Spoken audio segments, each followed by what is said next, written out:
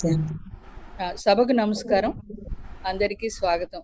ముందు మన కార్యక్రమం విఘ్నేశ్వర ప్రార్థన, సరస్వతి ప్రార్థనతో ప్రారంభం అవుతుంది. ఝాన్సీ గారిని విఘ్నేశ్వర ప్రార్థనతో కార్యక్రమం ప్రారంభించవలసిందిగా కోరుతున్నాను. విఘ్నేశ్వర ప్రార్థన మొదలు పెట్టవలసిందిగా పద్మచలరి గారు చేస్తారు. పద్మ గారు విఘ్నేశ్వర. నేను సరస్వతి.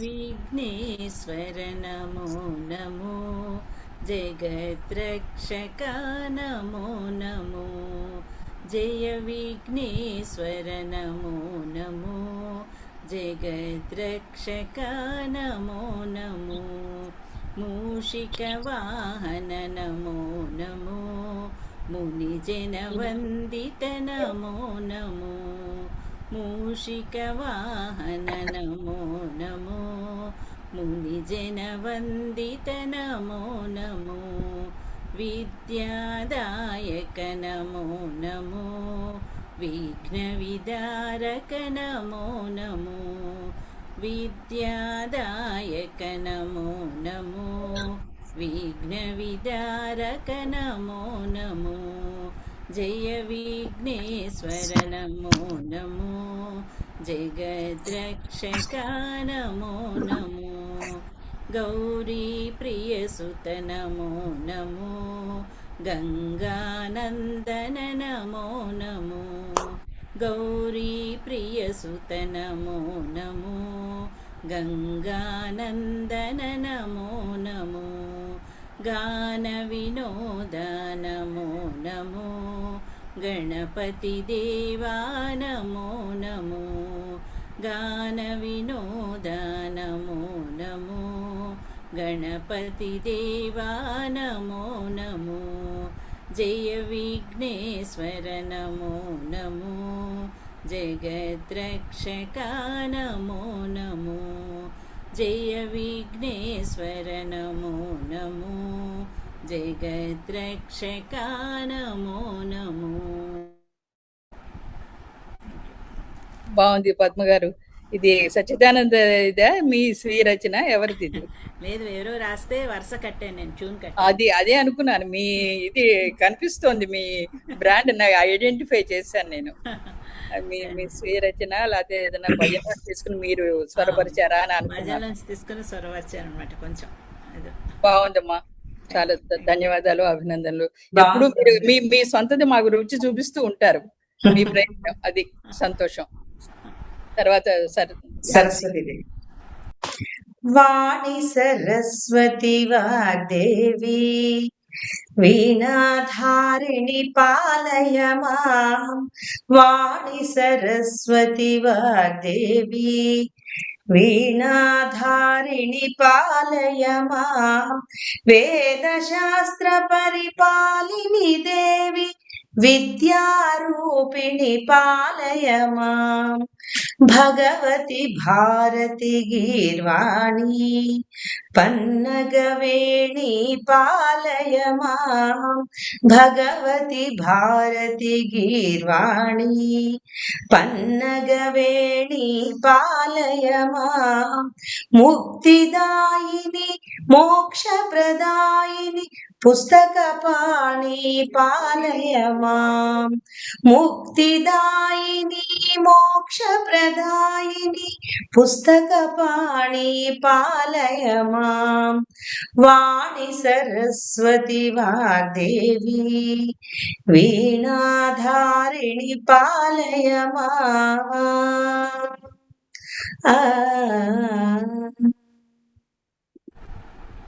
బాగుందమ్మా. ఎప్పుడు సరస్వతి పద్మ గారిని పాడతారు, ఈసారి నువ్వు సరస్వతి ప్రార్థన నువ్వు పాడవు. బాగుంది, మేము ముందుగా అనుకున్నాం. చాలా బాగుంది. ఇది కూడా మీ ప్రైవేట్ సాంగ్ అనుకుంటాను కదా? భజన్స్. ఓకే, సంప్రదాయ భజన. బాగుంది. చాలా సంతోషం. మీరు అందరూ కూడా ఈరోజు కార్యక్రమానికి ముఖ్య అతిథిగా వచ్చినటువంటి జ్యోతిర్మయి గారికి, పద్మశ్రీ రావు గారికి, స్పందన సభ్యులందరికీ కూడాను, స్పందన శ్రేయోభిలాషి సరస్వతుల విజయలక్ష్మి గారికి, నూతన సభ్యురాలుగా చేరబోతున్న సునీత గారికి స్వాగతం, సుస్వాగతం అందరికీ కూడా. ఈసారి మనం వార్షికోత్సవ సంచిక అయిన తర్వాత అనివార్య కారణాల వల్ల కొంచెం ఈ సమావేశం ఆలస్యంగా జరపడం జరిగింది. అయినా కూడా మీరు అందరూ కూడా వచ్చి ఈ పాల్గొనడం చాలా రోజులైన తర్వాత పెట్టుకుందాం ఏదైనా సరే అని చెప్పేటువంటి సంకల్పంతో ఝాన్సీ గారు, పద్మా చిల్లరిగా గారు కూడా వారి కార్యక్రమంలో ఉన్నా కూడా తీరిక చేసుకుని ఏమైనా సరే పెడదాం అనేటటువంటి ప్రోత్సాహంతో ఈ సమావేశాన్ని మనం జరపడం జరుగుతోంది. నేను ముందుగా ఝాన్సీ గారిని మన సభ్యులందరినీ కూడా పేరు పేరున జ్యోతిర్మయ్య గారికి పరిచయం చేస్తూ, అలాగే జ్యోతిర్మయ్య గారిని కూడా సభకు పరిచయం చేయవలసిందిగా కోరుతున్నాను. థ్యాంక్ యూ అండి, ధన్యవాదాలు ఇంద్ర గారు. ఇప్పటి వరకు నేను కొంతమందిని ఆల్రెడీ పరిచయం చేశాను. అయితే పివి రావు గారు మళ్ళీ చేయమంటారా? ఆల్రెడీ ఒకసారి ఒక రన్ త్రూ చేసేయండి, ఎందుకనే మంచిది. సభ అందరూ పద్మజ చంకిలవల్ గారిని పరిచయం చేయండి, అందరికీ ఒకసారి మీరు అందరినీ పరిచయం చేయండి క్లుప్తంగా. ఓకే, శ్రీమతి సరస్వతుల విజయలక్ష్మి గారు ఉన్నారు మనతోటి. ఆవిడ చాలా సీనియర్ రచయిత్రి, కథయిత్రి. చాలా చక్కటి కథలు ఎంతో మార్గదర్శకం చేస్తూ one of the founder member మనకి. నెక్స్ట్ పివి రావు గారు ఉన్నారు మనకి. పివి రావు గారు పద్మశ్రీ పివి రావు గారు. వారు ముంబైలోనే ఉంటూ ఎన్నో ఉన్నత పదవుల్లో ఉంటూ తెలుగు సాహిత్యానికి పోతన భాగవతానికి ధీటుగా ఎన్నో భాగవత పద్యాలు వారు రాశారు. ఆ పద్యాలను కూడా మనం విన్నాం ఒకసారి స్పందన మీటింగ్ లోనే, ప్రత్యక్షంగా విన్నాం. తర్వాత మన స్పందనకి సూచనలు సలహాలు కూడా ఇస్తూ చేయి పట్టి నడిపించే ఒక మేనమావలాగా ఉంటారు ఎప్పుడు కూడా పివి రావు గారు, వారి శ్రీమతి గారు. నమస్కారం అండి. తర్వాత సీతా మహాలక్ష్మి గారు, వారి గురించి కూడా చెప్పాను నేను. వికీపీడియా కూడా వారి సంగీతం గురించి ఇంకా ఎన్నో ఇంట్రడ్యూస్ చేశారు. కొన్ని పేజెస్ కూడా రాస్తున్నారు ఆవిడ. ఇంకా సౌందర్య లహరి పద్యాలు కూడా రాశారు ఆవిడ, గీతాలు కూడా రాశారు చాలా. పంచతంత్రానికి వాటికి కథలకు కూడా వచనంగా వాటిని కూడా విశ్లేషించి మరి రాశారు, పంచతంత్రానికి సంబంధించింది. అండ్ తెలుగులో పద్యాలు కూడా నేర్పుతూ ఉంటారు. మన నల్లకుంట, ఆవిడ ఇండియాలో ఉన్నప్పుడు హైదరాబాద్ లో నల్లకుంట శంకరమఠం దగ్గర విద్యార్థులకి రాగయుక్తంగా పద్యాలు ఎలా చేయాలి అనేది కూడా నేర్పుతూ ఉంటారు. అలాగే ఒక అంశం కూడా చేశారు ఆవిడ. అవును అవును, గురువారం అంశంగా కూడా చేశారు, రాగయుక్తంగా ఎలా వాడాలి, ఒక పద్యాన్ని అసలు ఎక్కడ విరవాలి, ఎలా చేయాలి అన్న శీర్షిక చాలా బాగా నడిచినది మన స్పందనలో. తర్వాత పద్మా చిల్లరిగ గారు, ఆవిడ కూడా సాంకేతికంగా మేమిద్దరం కలిసి చేస్తూ ఉంటాము. నెక్స్ట్ రామదాసు కీర్తనలు, అంటే చాలా డెడికేటెడ్ గా, చాలా ఫోకస్డ్ గా ఆవిడ వాటిలో ఉంటారు. మన స్పందనలో కూడా నాటిక అనే ప్రక్రియ అంటే నాకు పద్మ గారే గుర్తొస్తారు. సో కథలు, ఇంకా కొత్తది ఏదైనా చేయాలి అంటే ముందుంటారు పద్మ గారు. చాలా మంది శిష్యులతో బిజీగా ఉన్నా కూడా స్పందన అంటే ఒక ప్రత్యేకమైన అభిమానం ఉన్న మనుషుల్లో ఆవిడ కూడా ఒకరు. తర్వాత మన మహాలక్ష్మి గారు నేను ఒకటేసారి పలకా బల్పం పట్టుకుని వచ్చాం అనమాట స్పందనకి. ఆవిడ దగ్గర నేను చాలా నేర్చుకోవాలి, ఎందుకంటే చక్కగా నేర్చుకోవడం ఎలా అనేది మహాలక్ష్మి గారితో. ఆవిడ ఇప్పటి వరకు ఉందంటే ఆవిడ చూసి చాలా ప్రౌడ్ గా ఫీల్ అవుతాం. ఏ ప్రక్రియ అయినా రాయొచ్చు, ఎలా రాయాలి అన్నదాన్ని చాలా శ్రద్ధగా నేర్చుకుని ఒక స్థాయిలో ఇప్పుడు రాయగలిగే స్థితికి వచ్చారు ఆవిడ. ఎందుకంటే ఆవిడ ఆల్రెడీ హిందీలో చాలా రాస్తూ ఉంటారు, తెలుగులో ఇక్కడే నేర్చుకుంటున్నాను అని చెప్పారు ఆవిడ. ఎంతో అదండి సంగతి. నెక్స్ట్ రమణమూర్తి గారి గురించి చెప్పాను నేను. ఆల్ ఇండియా రేడియో అంటే రమణమూర్తి గారు అంటే రేడియో. ఇంకోటి కూడా ఉంది, నదీ ప్రస్తారం, నదుల గురించి చాలా ఫోకస్డ్ గా ఆయన ఆల్ ఇండియా రేడియో, దేశభక్తి, నదులు, ఈ మూడిటి గురించి సమ్మిళితమైన ఒక వ్యక్తి ఎవరైనా ఉన్నారు అంటే రమణమూర్తి గారే. నాకు ఎంతో గౌరవం. స్పందనకి కూడా చాలా ప్రోత్సాహకరంగా అన్నిట్లోనూ ఆయన ప్రతిదీ టైంకి రాకపోతే ఇద్దరే అడుగుతారు, ఫస్ట్ రమణమూర్తి గారు అండ్ మహాలక్ష్మి గారు. ఏదైనా రూల్స్ ఏమన్నా కొంచెం దాటినట్టు కనిపించిన రెగ్యులేషన్స్ తక్కువ వచ్చేస్తారు, ఈ రోజు పెట్టకూడదు కదమ్మా అని. ఆ విధంగా రమణమూర్తి గారు ఎంతో ఆప్తులు అందరికీ కూడా. నెక్స్ట్ డాక్టర్ పద్మజ చెంగల్వల్ గారు, సెంట్రల్ యూనివర్సిటీలో ఆవిడ ప్రొఫెసర్. ఎన్నో నవలలు, కథలు, అసలు చాలా ప్రసిద్ధమైన రచయిత్రి ఆవిడ కూడా. మన స్పందన కోసం ప్రత్యేకమైన అభిమానం ఉండి అది ఎప్పుడు నిజంగా ఆవిడ వస్తారు.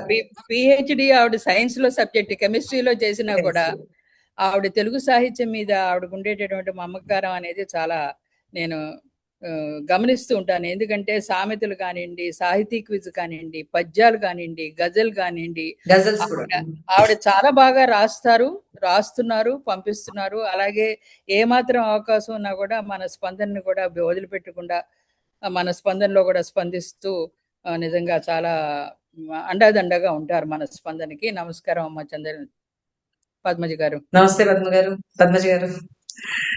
నమస్తే అండి. సో ప్రస్తుతం ఇంకా చాలా మంది హేమీలు ఉన్నారు.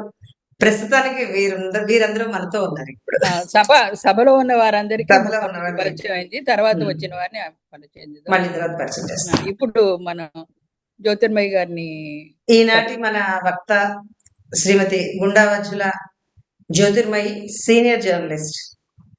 33 సంవత్సరాలుగా వివిధ స్థాయిలలో అనేక ఛానల్స్ లో, అటు ప్రింట్ మీడియా, డిజిటల్ మీడియా, ఇంకా శాటిలైట్ మీడియాలో కూడా ఒక ఉన్నత స్థాయి ఉద్యోగిగా అనేక బాధ్యతలు నిర్వహించారు. ఎస్విబిసి మొట్టమొదట మొదలు పెట్టినప్పుడు కూడా she one of the main role ఆవిడ నిర్వహించారు. ఇంకా ప్రస్తుతం అయితే ఈవిడ ఫ్రీలాన్సర్ గా కూడా ప్రస్తుతం అనేక ఛానల్స్ లో కనిపిస్తూ ఉంటారు. హ్యూమన్ రైట్స్ పరిరక్షణ 1 నుంచి 31 ఆర్టికల్స్ విషయమై ఎన్నో బాధ్యతలు నిర్వహిస్తూ అటు cyber crime, drug eradication, atrocity, women rights మొదలైన విషయాల్లో కౌన్సిలింగ్ కూడా చేస్తూ ఉంటారు కూడా. అంతేకాక జర్నలిజం క్లాసెస్ కి గెస్ట్ లెక్చరర్ గా వెళ్తూ జ్యూరీలో ఒక మెంబర్ గా కూడా వ్యవహరిస్తున్నారు. వీరికి ఉన్న అవార్డ్స్ చెప్పాలంటే ఒక గంట సేపు పడుతుంది. దానిలో మెయిన్ ఏంటంటే సెంట్రల్ గవర్నమెంట్ ద్వారా వచ్చిన నారీ శక్తి సమ్మాన్, అది ఒక కలికితురాయి. ఇంకా బెస్ట్ జర్నలిస్ట్ అవార్డ్స్ అయితే తెలుగు రాష్ట్రాల్లో కూడా 2 సార్లు ఆవిడ గెలుచుకున్నారు. విమెన్ ఐకాన్ అవార్డ్ అనేది కూడా చాలా ప్రసిద్ధమైనది. అది ఆంధ్రప్రదేశ్ స్టేట్ గవర్నమెంట్ ని ఆవిడ అందుకున్నారు. ఇది నేను చాలా క్లుప్తంగా చెప్పాను. జ్యోతిర్మయి గారు ఈనాటి మన అతిథి. చాలా స్వాగతం జ్యోతిర్మయి గారు. మీ వీలు చూసుకుని మా స్పందన కూడా ఈసారి వక్తగా రావడం అనేది మా అందరికీ కూడా సంతోషం. సుస్వాగతం మీకు సభకి, సమావేశానికి. తర్వాత నేను మన సునీత గారిని నేను పరిచయం చేసి మన స్పందన కార్యక్రమాన్ని నేను కొద్దిగా మన సరే కార్యక్రమాల గురించి నేను చెప్పి, తర్వాత రావు గారిని, ఆయన మనకు అందరికీ గైడ్ గా ఉంటారు కాబట్టి స్పందన గురించి ఆయన అభిప్రాయం 2 నిమిషాలు చెప్తే మనం ఇంకా జ్యోతిర్మయి గారిని మనం మాట్లాడమని చెప్తాం. సో నేను ముందుగా అందరికీ కూడా సునీత గారిని పరిచయం చేస్తున్నాను. సునీత గారు ఎవరు కాదు, నేను చెప్పక్కర్లేదు, తండ్రి కూతురు అక్కడ పక్క పక్కన కూర్చున్నారు, రావణమూర్తి గారు అమ్మాయి సునీత గారు. నమస్తే అండి, అందరికీ నమస్తే. సునీత గారేమో ప్రస్తుతం ఆవిడ గీతం యూనివర్సిటీలో పిహెచ్డి చేస్తున్నారు. Organisation behaviour and in HR management లో వర్క్స్ ప్లేస్ స్పిరిచువాలిటీ అనే అంశం మీద ఆవిడ పిహెచ్డి అంశం, ఫుల్ టైం ఆవిడ స్కాలర్, రీసెర్చ్ స్కాలర్. తర్వాత ఏమో ఫ్రీలాన్స్ బిహేవియర్ ట్రైనర్ గా కూడా ఇప్పుడు పనిచేస్తున్నారు. ఇంత సబ్జెక్ట్ లో ఇంత అనుభవం ఉండి వర్క్ లో ఉన్నా కూడా ఆవిడ తెలుగు సాహిత్యాన్ని మర్చిపోవడమే కాదు, మమకారంతో తెలుగు సాహిత్యంలో ఆవిడ పిహెచ్డి ఎలా చేస్తున్నారో తెలుగు సాహిత్యాన్ని కూడా ఆవిడ పిహెచ్డి లెవెల్లో కొనసాగిస్తున్నారు ఆవిడ అని నేను చెప్తాను. ఆవిడ సాధన ఏమిటి, ఆవిడ అభిరుచి ఏమిటి, ఆవిడ యొక్క కార్యక్రమాలు తెలుగు సాహిత్యం మీద కూడా ఏ విధంగా చేస్తున్నారనేది చాలా ప్రతిబింబిస్తుంది ఆవిడకి తెలుగు సాహిత్యం మీద ఎంత మక్కువ అనేది. ఆవిడ కథలు, కవితలు కూడా రాస్తూ ఉంటారు. వీరి కథలేమో తెలుగు వెలుగులో బాలభారతానికి చాలా కొన్ని కథలు పంపించారు. ఈనాడు ఆదివారం శీర్షికలో 15 కథలు కూడా రాశారు.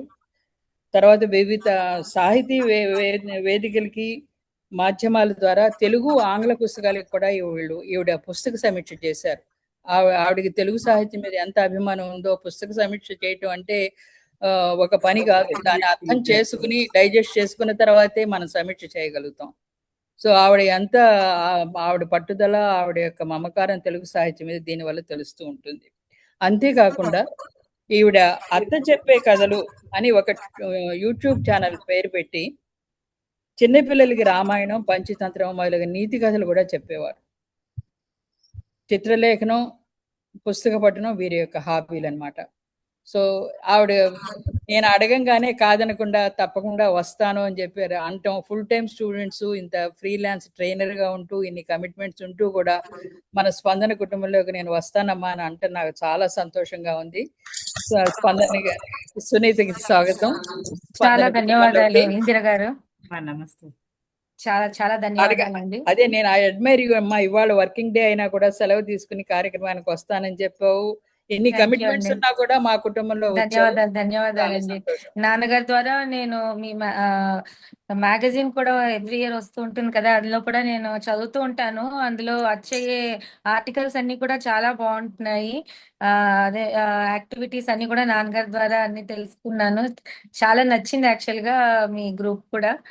నన్ను ఇక్కడ ఆహ్వానించినందుకు మీ అందరికీ చాలా ధన్యవాదాలండి. చాలా సంతోషం. తర్వాత నేను ఇంకా ఎక్కువ టైం తీసుకోదలుచుకోలేదు. నేను ముఖ్యంగా చెప్పదలుచుకుంది ఏంటంటే స్పందన నెలసరి కార్యక్రమాలు ఏమిటి అనేది క్లుప్తంగా చెప్పదలుచుకున్నాను 2 నిమిషాలు. తర్వాత రావు గారు స్పందన గురించి మాట్లాడతారు. ఆ తర్వాత జ్యోతిర్మయ్య గారి ప్రసంగం ఉంటుంది. ఈ స్పందన కార్యక్రమాలు అనేది మొట్టమొదటి 17 సంవత్సరాల క్రితం మేము ఎలిమెంటరీ బాలశిక్ష, పెద్ద బాలశిక్ష అవి ఎలిమెంటరీ గ్రామాల్లో దాలాగా పెన్ను కాగితం పుచ్చుకొని నెలకు ఒకసారి మీటింగ్ పెట్టుకొని కథలు అప్పుడు అక్కడ కూర్చొని రాసుకోవడం, ఏదైనా హోంవర్క్ చేసుకొస్తే చదవటం, ఇలా మొదలుపెట్టిన వాళ్ళం మేము. కాగితం, కలం, ఒక క్లాస్ పుస్తకం వచ్చినట్టు వచ్చాము. స్పందన 3-4 సంవత్సరాల దాకా అలాగే ఎదిగింది. తర్వాత తెలుగు వాట్సాప్ రావటం, ఈ సాంకేతిక విజ్ఞానం మేము కూడా కొంచెం అధ్యయనం చేసుకుని తెలుగులో టైప్ నేర్చుకుని వాట్సాప్ పెట్టి ఈ సాహిత్యాన్ని సాధన చేయాలి అనేటటువంటిది అది 2వ ఎత్తు. తెలుగులో టైప్ చేసిన తర్వాత ఇంకా ఈ తెలుగు సాహిత్యం అనేది మనకు వాట్సాప్ ద్వారా ఎలా సాధన చేయాలి అనేది 3వ ఎత్తు. ఆ 3వ ఎత్తుకి పునాదిగా మేము మొట్టమొదటి వేసుకున్నది ఏమిటంటే మన తెలుగు సాహిత్యం గురించి అధ్యయనం, అసలు ప్రక్రియలు ఏమిటి, జాతీయాలు ఏమిటి, జానపద సాహిత్యం ఏమిటి, నాటక ప్రక్రియలో అంశాలు ఎలా ఉంటాయి, ఇలాంటివన్నీ కూడా ముందు ప్రక్రియలని వాటి ఉదాహరణని తీసుకుని కొంత అధ్యయనం చేసి ప్రతి వారం ఒకళ్ళకొకళ్ళు అభిప్రాయాలు వెలిపించుకోవడం అనేది గ్రూప్లో జరుగుతూ ఉంటుంది ప్రతి గురువారం. అది ఒకళ్ళు నిర్వహిస్తున్నారు. తర్వాత అది కేవలం జానపద సాహిత్యం, వచనం, కథలు, మరియు మరపురాని కథలు, సామెతలు, ద్విరుక్తులు, మరి మిగతా విమర్శలు, ఇలాంటి వివిధ ప్రయత్నాలతో ఇవన్నీ చేస్తున్నాం. అది కాకుండా పద్య సాహిత్యం మీద కూడా మనం తెలుగు సాహిత్యం గురించి మనం పునాదులు మనం నేర్చుకోవాలి, విలువలు నేర్చుకోవాలి అనే ఉద్దేశంతో ప్రతి నెల మొదటి ఆదివారం పద్య సౌరభాలు ఉంటుంది. ఈ పద్య సౌరభాలు ఎవరు నిర్వహిస్తున్నారో వాళ్ళకి ఇష్టమైనటువంటి పద్యాన్ని తీసుకుని ఎందుకు నచ్చింది అనేది రాయటం అనేది. ఈ ముఖ్యోద్దేశం ఏమిటంటే కేవలం గూగుల్లో తీసుకుని ఈ పద్యం ఇది తాత్పర్యం కాకుండా మన భావాల్ని జోడించి రాయటం అనేది ప్రయత్నించాలి అనేది 3వ స్టేజ్లో ఉన్నాం ఇప్పుడు. అది 3వ స్టేజ్ కూడా ఇలా సాగుతూ తర్వాత మెదడుకు పదునుగా మన గూగుల్లో ఎలా సెర్చ్ చేయాలి, సాహితీ క్విజ్ ఎలా చేయాలి, ఇది కేవలం పరీక్ష మన తెలివితేటలకు కాకుండా అనేది కాకుండా పరస్పరం ఒకళ్ళకి మన జ్ఞానాన్ని ఎక్స్చేంజ్ చేసుకోవాలి అనేటటువంటి దృక్పథంతో ప్రతి నెల చివరి వారం సాహితీ క్విజ్ నిర్వహించడం జరుగుతుంది. అందులో అందరూ పాల్గొనటం వరకే కానీ మీకు ఇంత మార్కులు వచ్చాయి, అంత మార్కులు వచ్చాయి అనేటటువంటి ఇది లేకుండా చాలా స్నేహపూర్వకంగా ఒకళ్ళ అభిప్రాయాలను గౌరవిస్తూ ఒక వర్క్ షాప్ లాగా ఈ ప్రతి నెల ఈ 3 కార్యక్రమాలు ఉంటాయి స్పందనలో. ఇప్పుడు ప్రస్తుతం గత 6 నెలల నుంచి ప్రయత్నం చేసేది ఏమిటంటే అది వరకు చాలా పుస్తకాల రచయితలని కథలు విన్నాం, విమర్శలు విన్నాం, నాటకాల గురించి విన్నాం, తర్వాత గొలుసు కథ రాసాం, మరి సామెతలు ఏమిటి, జాతీయాలు ఏమిటి, వీటి గురించి కొంత అర్థం చేసుకున్నాం, చిన్ననాటి స్మృతులు రాసుకున్నాం, ఇవన్నీ రాసుకున్నాం, అయిపోయింది.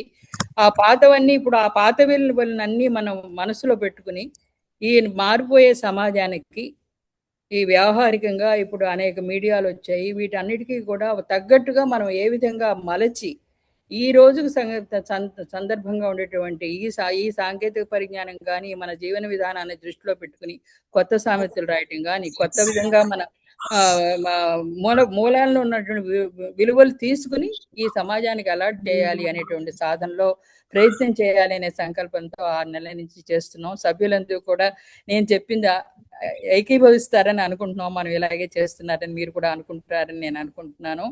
ఇది నా ధ్యేయం, అందరి ధ్యేయం కూడా. అందరూ కూడా సహకరించి ప్రయత్నం చేస్తున్నారు. సో ఇది నేను చెప్పదలుచుకుంది. నెలలో 3 కార్యక్రమాలు. మిగతా ఓవరాల్ గత 12 ఏళ్ల నుంచి రావు గారి పరిచయంలో స్పందన ఎలా ఉంది అనేది ఆయన తెలియజేయవలసిందిగా రావు గారిని. ఇంద్రి గారు నమస్తే. సారీ, శ్రీమతి తురగా జయశ్యామల గారు వచ్చారు. నమస్తే అండి. నమస్తే అండి. నేను జయశ్యామల గారు ఇంట్రడ్యూస్ చేస్తాను. చెప్పండి. వారి పరిచయం ముంబైలో ఉంటున్న సుప్రసిద్ధ సీనియర్ రచయిత్రి, మన స్పందనకి one of the founder member ఆవిడ కనుసన్నల్లోనే మనం ఎప్పుడు నడుస్తూ ఉంటాం. సుమారు 350 కథలు, 45 నవలలు రచించారు ఆవిడ. వన్ ఆఫ్ ద బెస్టెస్ట్, నా ఫేవరెట్ రచయిత్రి ఆవిడ. నమస్కారం అండి. ఆవిడ సీనియర్ రచయిత్రి, శ్యామల గారు సీనియర్ రచయిత్రే కాదు. నేను పిలిస్తే ఏం అక్కలేదు, నేను వస్తాను అని చెప్పేసి స్పందనకి 2 సంవత్సరాల టైంలోనే వచ్చేవారు. వచ్చి మాతో పాటు కాగితాలు పెన్నులు కూడా పుచ్చుకుని ఆవిడ కూడా క్లాస్ రూమ్ లాగా కూర్చునేవారు. మాకు గైడెన్స్ ఇచ్చేవారు. ఆవిడ కథలు చదివి వినిపించేవారు. అప్పటి నుంచి ఇప్పటి దాకా ఆవిడ స్పందన మీద అభిమానాన్ని వదలకుండా చేయబట్టుకుని నడిపిస్తూ ఉంటారు. వార్షికోత్సవ సంచికి ఆవిడ ఇలా రాయండి అలా రాయండి అని మా సభ్యులకు కూడా సూచనలు ఇస్తూ ఉంటారు. మాకు నిజంగా ఒక బ్యాక్ బోన్ ఫర్ స్పందన అని చెప్తాను నేను జయశ్యామల్ గారికి. ఆవిడ అంటూ ఉండేవారు, ఏమిటండి ఇందిరి గారు, మరి మనం క్లాస్ రూమ్ లాగా ఉన్నాం, పుస్తకాలు కాగితాలు పుచ్చుకుని పోతే రానివరా అనేవారు శ్యామల్ గారు. అప్పుడు విజయ్ కుమార్ గారు కూడా ఉండేవారు. సో సంతోషం శ్యామల్ గారు. ఇప్పుడే జ్యోతిర్మయి గారి పరిచయం ఇప్పుడే అయింది. మన వక్తగా వచ్చినటువంటి జ్యోతిర్మయి గారు వారి ప్రసంగం ఇప్పుడే వినిపిస్తారు. దానికి ముందు రావు గారు కూడా మీరు ఏమైనా చెప్తారా స్పందన గురించి శ్యామల్ గారు? నేను తర్వాత మాట్లాడతానండి. మీరు అంటే ఇప్పుడు జ్యోతిర్మయి గారికి తెలియడం కోసం కదా రావు గారు చెప్తున్నారు. చెప్పనండి, తర్వాత నేను మాట్లాడతాను. ఓకే. రావు గారు కొంచెం ఇది ల్యాప్టాప్ కొంచెం కిందకి పెట్టరా? Yes, thank you. నమస్కారం అండి. చాలా సంవత్సరాలుగా స్పందన గురించి అందరూ కలిసి చేస్తున్న ప్రయత్నాలు, వాటి వల్ల వస్తున్న పురోగమనం నేను గమనిస్తున్నాను. చేతనైనంత మటుకు, సమయం ఉన్నంత మటుకు వాటిలో చేయి కలిపి నేను కూడా కొంత ఇవ్వడం, కొంత పుచ్చుకోవడం చేసుకుంటూ కొన్ని విషయాలు నేర్చుకుంటున్నాను. కొన్ని విషయాలు నాకు తోచినవి చెప్తూ ఉన్నాను. చాలా తృప్తి కలిగించే సంబంధం ఇది, తృప్తి కలిగించే బంధుత్వం ఇది. ఇలాగ చాలా కాలం జరగాలని నేను ఆశిస్తున్నాను. కొన్నాళ్ళుగా 5-6 సంవత్సరాలుగా నేను ప్రతి సంవత్సరం అనేది మనకి గోల్డ్ స్టాండర్డ్ భారతీయ మాసపత్రిక అనతి కాలంలోనే రూపంలో దాని గెటప్ లో ఆ గమ్యాన్ని చేరుకుంది. తరువాత సంవత్సరానికి రచనల ప్రత్యేకత్వం కానీ, రచనల ఉపయోగం కానీ ఎక్కువ అవుతూ ఒక రకమైనటువంటి గోల్డ్ స్టాండర్డ్ కాకపోయినా సిల్వర్ స్టాండర్డ్ చేరుకునే సిచ్యువేషన్ కి మనం వచ్చామని నేను అనగలను. గోల్డ్ మెడల్ ఇవ్వలేదు రావు గారు, ఇంకా ప్రయత్నం చేయాలి. అయితే ఇంకా ఈ సంవత్సరం పత్రికని ఇవాళ పొద్దున్న 5-6 సార్లు ముందుకి వెనక్కి తిప్పాను. అన్నం ఒక మెతుకు పట్టుకుంటే దాని పరిస్థితి మనకి తెలిసిపోతుంది అంటారు. దీనికి అలాగ ఒక పేజీ చదివి ఇది కాదు. కానీ చదివిన తర్వాత అనిపించింది ఏమిటంటే అన్నంలాగే ఇందులో ఒక పేజీ చదివిన దీని స్టాండర్డ్ మనకు అర్థం అవుతుంది అని. అంటే అన్ని రచనలు, అన్ని కవితలు, అన్ని వ్యాసాలు కూడా ఒక మెచ్చుకోదగిన స్థాయికి ఎదిగాయి అనిపిస్తున్నది. ఇదివరకటి కంటే ఎక్కువగా మెచ్యూరిటీ, హుందాతనం, తరువాత డెప్త్, లోతు కూడా కనపడుతూ ఉన్నాయి. పేజీలు అలా తిరిగేస్తూ ఉంటే పాత కవుల పద్యాలు ఆఖరి పేజీల్లో ఉన్నాయి. అలసాని పెద్దని గారి కృష్ణరాయలు దివికెగిన తరువాత బ్రతికి ఉన్నాడ జీవోత్సవం నగుచు అన్నది ఒకటి చాలా చక్కని సాహితీకృతి, ఒక చక్కని మనోవేదనను అక్షరాలలో సూటిగా చెప్పిన కృతి. దాన్ని సెలెక్ట్ చేసుకోవడంలోని ఆ రచయిత తాలూకు టేస్ట్ మనకి కనబడుతుంది. ఆయన రెండవది నాకు ఇంప్రెస్ అయినది ఆరుద్ర గారిది. 2 స్త్రీలు ధరించి 2 పెగ్గులు తాగి ఇది చేసి అమ్మా అన్నది. ఆయన ఆరుద్ర గారితో ఒక విధంగా నాకు పరిచయం కలిగింది. నేను అతన్ని చూడడం కాకుండా అతని నన్ను చూడడానికి వచ్చాడు ఒకసారి. 1982లో నేను computer society of India president గా ఉన్నప్పుడు మద్రాసులో మేము కాన్ఫరెన్స్కి వెళితే ఆయన జర్నలిస్ట్ గా పత్రిక తరఫున నన్ను ఇంటర్వ్యూ చేయడానికి వచ్చారు. చాలా చక్కని కన్వర్సేషన్, కంప్యూటర్ సొసైటీ గురించే కాకుండా సాహిత్యం గురించి, చదరంగం గురించి. చదరంగంలో ఆయన చాలా ప్రతిష్ట ఉన్నవాళ్ళు. తర్వాత అందులోని మెళకువల గురించి ఆయన చాలా పుస్తకాలు రాశారు. అవన్నీ సంతకాలు పెట్టి నాకు ఇచ్చారు కూడా. అదొక సంబంధం చదువుతుంటే అది నాకు చాలా మనోరంజనంగా, చాలా సంతోషదాయకంగా ఉంది. ఇందులోని వ్యాసాలు కూడా కేవలం ఒకటి మనకి సులభమైన మార్గం ఏమిటంటే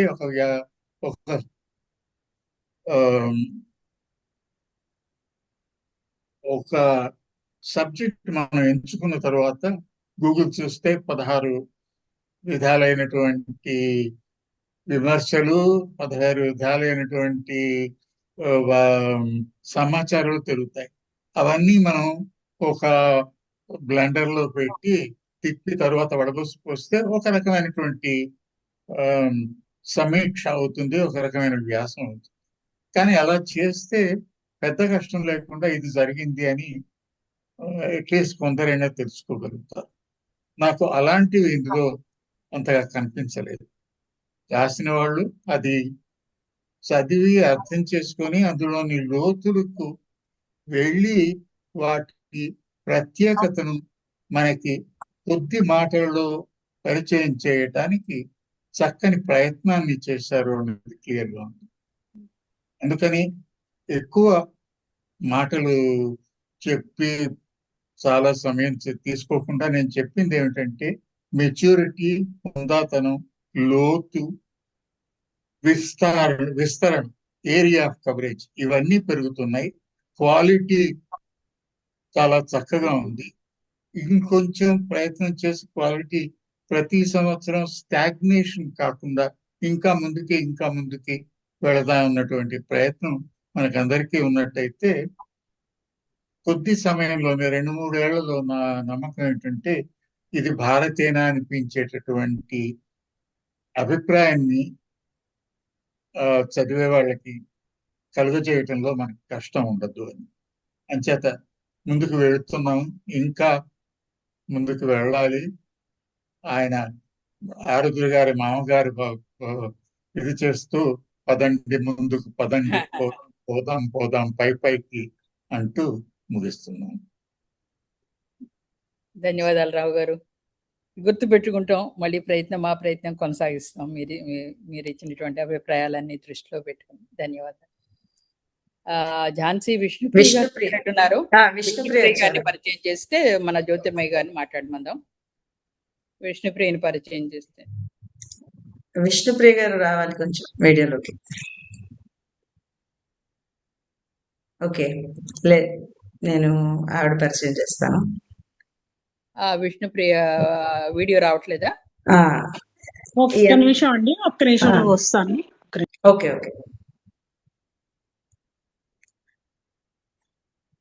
ఒక బాపు సరళి, ఓ ముళ్ళపూడి గారి ఇది పుణికి పుచ్చుకుందా అన్నట్టుగా ఉంటుంది. విష్ణుప్రియ రచనలన్నీ కూడా హాస్య కథలకి ఉన్న మరొక ఎగ్జాంపుల్ మన స్పందనలో. ముందుగా గిరిజారాణి గారు వస్తారు, సీనియర్ రచయిత్రి. ఆవిడ ఈరోజు రాలేకపోయారు. సో విష్ణుప్రియ చాలా చక్కగా ఎన్నో కథలు రాసింది, స్పందనకి రాసింది, బయట కూడా ఇంకా పద్యసేద్యం కూడా చేస్తోంది. సో విష్ణుప్రియ నా చిరకాల మిత్రురాలు. ఇంకా రాలేదు వీడియోలో. ఓకే, వచ్చింది. నేను ఇంట్రొడక్షన్ చేస్తాను. పరిచయం అయిపోయింది. ఇక్కడేనా? నమస్కారం విష్ణుప్రియ గారు, ఎక్కడున్నారు? ఇండియాలోనేనా? ప్రస్తుతం హైదరాబాద్ లో ఉన్నానండి, వచ్చి వారం అయింది. ఓకే, ఇప్పుడే బయటకు వెళ్ళి వచ్చి ఫస్ట్ ఇది ముందు జాయిన్ అవుదాము. ముఖ్యంగా మళ్ళీ అందరినీ మిస్ అవుతా, చాలా రోజుల తర్వాత చూస్తున్నాను అందరినీ. చాలా రోజులు మీరు ట్రావెల్ లో ఉన్నారు కదా. అదే మంచి సమయంలో వచ్చారు. అదే మళ్ళీ ఒక పావుగంట అరగంట ఉండాలనే ప్రయత్నిస్తున్నాను. మళ్ళీ ఉన్నాయి. మెయిన్ వస్తే అందరినీ కలవడం అయిపోతుంది. పెద్దవాళ్ళు ఉంటున్నారు కొంతమంది, వాళ్ళు కదలేని వాళ్ళని కలిసి రావాల్సి వస్తుంది కంపల్సరీ. అదే సరే, అయితే మరి జ్యోతిర్మయ్య గారి ఉపన్యాసం విన్నారు మీరు. 15-20 గంటలో మళ్ళీ వెళ్ళిపోతానంటుంటే ఎలాగా? జ్యోతిర్మయ్య గారు నాటి హైదరాబాద్ లోనే, భాగ్యనగర్ లోనే ఉంటారు. తప్పకుండా నేను వింటాను. వీడియో లేకపోవచ్చు, నేను ఆడియో ఆన్ చేసుకుని వింటా. తప్పకుండా ఉంటాను. అంటే మొహం చూపించడానికి కుదరదు, అంతే. ఓకే, చాలా సంతోషం. తర్వాత చివరిలో ఏమైనా మీరు స్పందించండి. తప్పకుండా. Okay, thank you. ఇప్పుడు మనం అందరు పరిచయాలు అయిపోయాయి కదా, ఇంకెవరు రాలేదు కదా, సమావేశంలో అందరూ వచ్చారు కదా. సరే, ఇప్పుడు మనం ఈ రోజు సమావేశానికి వక్తగా వచ్చినటువంటి జ్యోతిర్మయ్య గారిని ప్రసంగించవలసిందిగా కోరుతుంది. స్పందన సభ్యులందరికీ గౌరవాభినందనలు అండ్ ధన్యవాదాలు. Thank you so much for this good opportunity had been given to me. First నాకు ఇచ్చిన టాపిక్, నన్ను తీసుకోమన్న టాపిక్ ప్రాచీన ఆధునిక సాహితీ సంయమనం. అంటే ప్రాచీన సాహిత్యంకి ఆధునిక సాహిత్యానికి మధ్యలో మనం హైందవ ధర్మం గురించి, హైందవ సాహిత్యం గురించి మనం మాట్లాడుకుంటున్నాం కాబట్టి నాకు ఒక చిన్న పద్యంతో స్టార్ట్ చేద్దాం అనిపించింది. భరతఖండంబు చక్కని పాడియావు, హిందువులు లేగదూడలై ఏడ్చుచుండ, తెల్లవారను గడిసరి గొల్లవారు వెతుకుచున్నారు మూతులు బిగియబట్టి. చిలకమర్తవర్తి. ఇప్పుడు సాహిత్యం అంటే, ప్రాచీన సాహిత్యం అంటే నా దృష్టిలో, మీరందరూ పెద్దవారు, నాకన్నా పెద్దవారు, విద్వత్తు ఉన్నవారు, అయినా నాకు తోచింది చెప్తున్నాను. మీరు ఏదైనా తప్పులుంటే మీరు నన్ను కరెక్ట్ చేయండి. డెఫినెట్గా ఐ లెర్న్ నెక్స్ట్ టైం.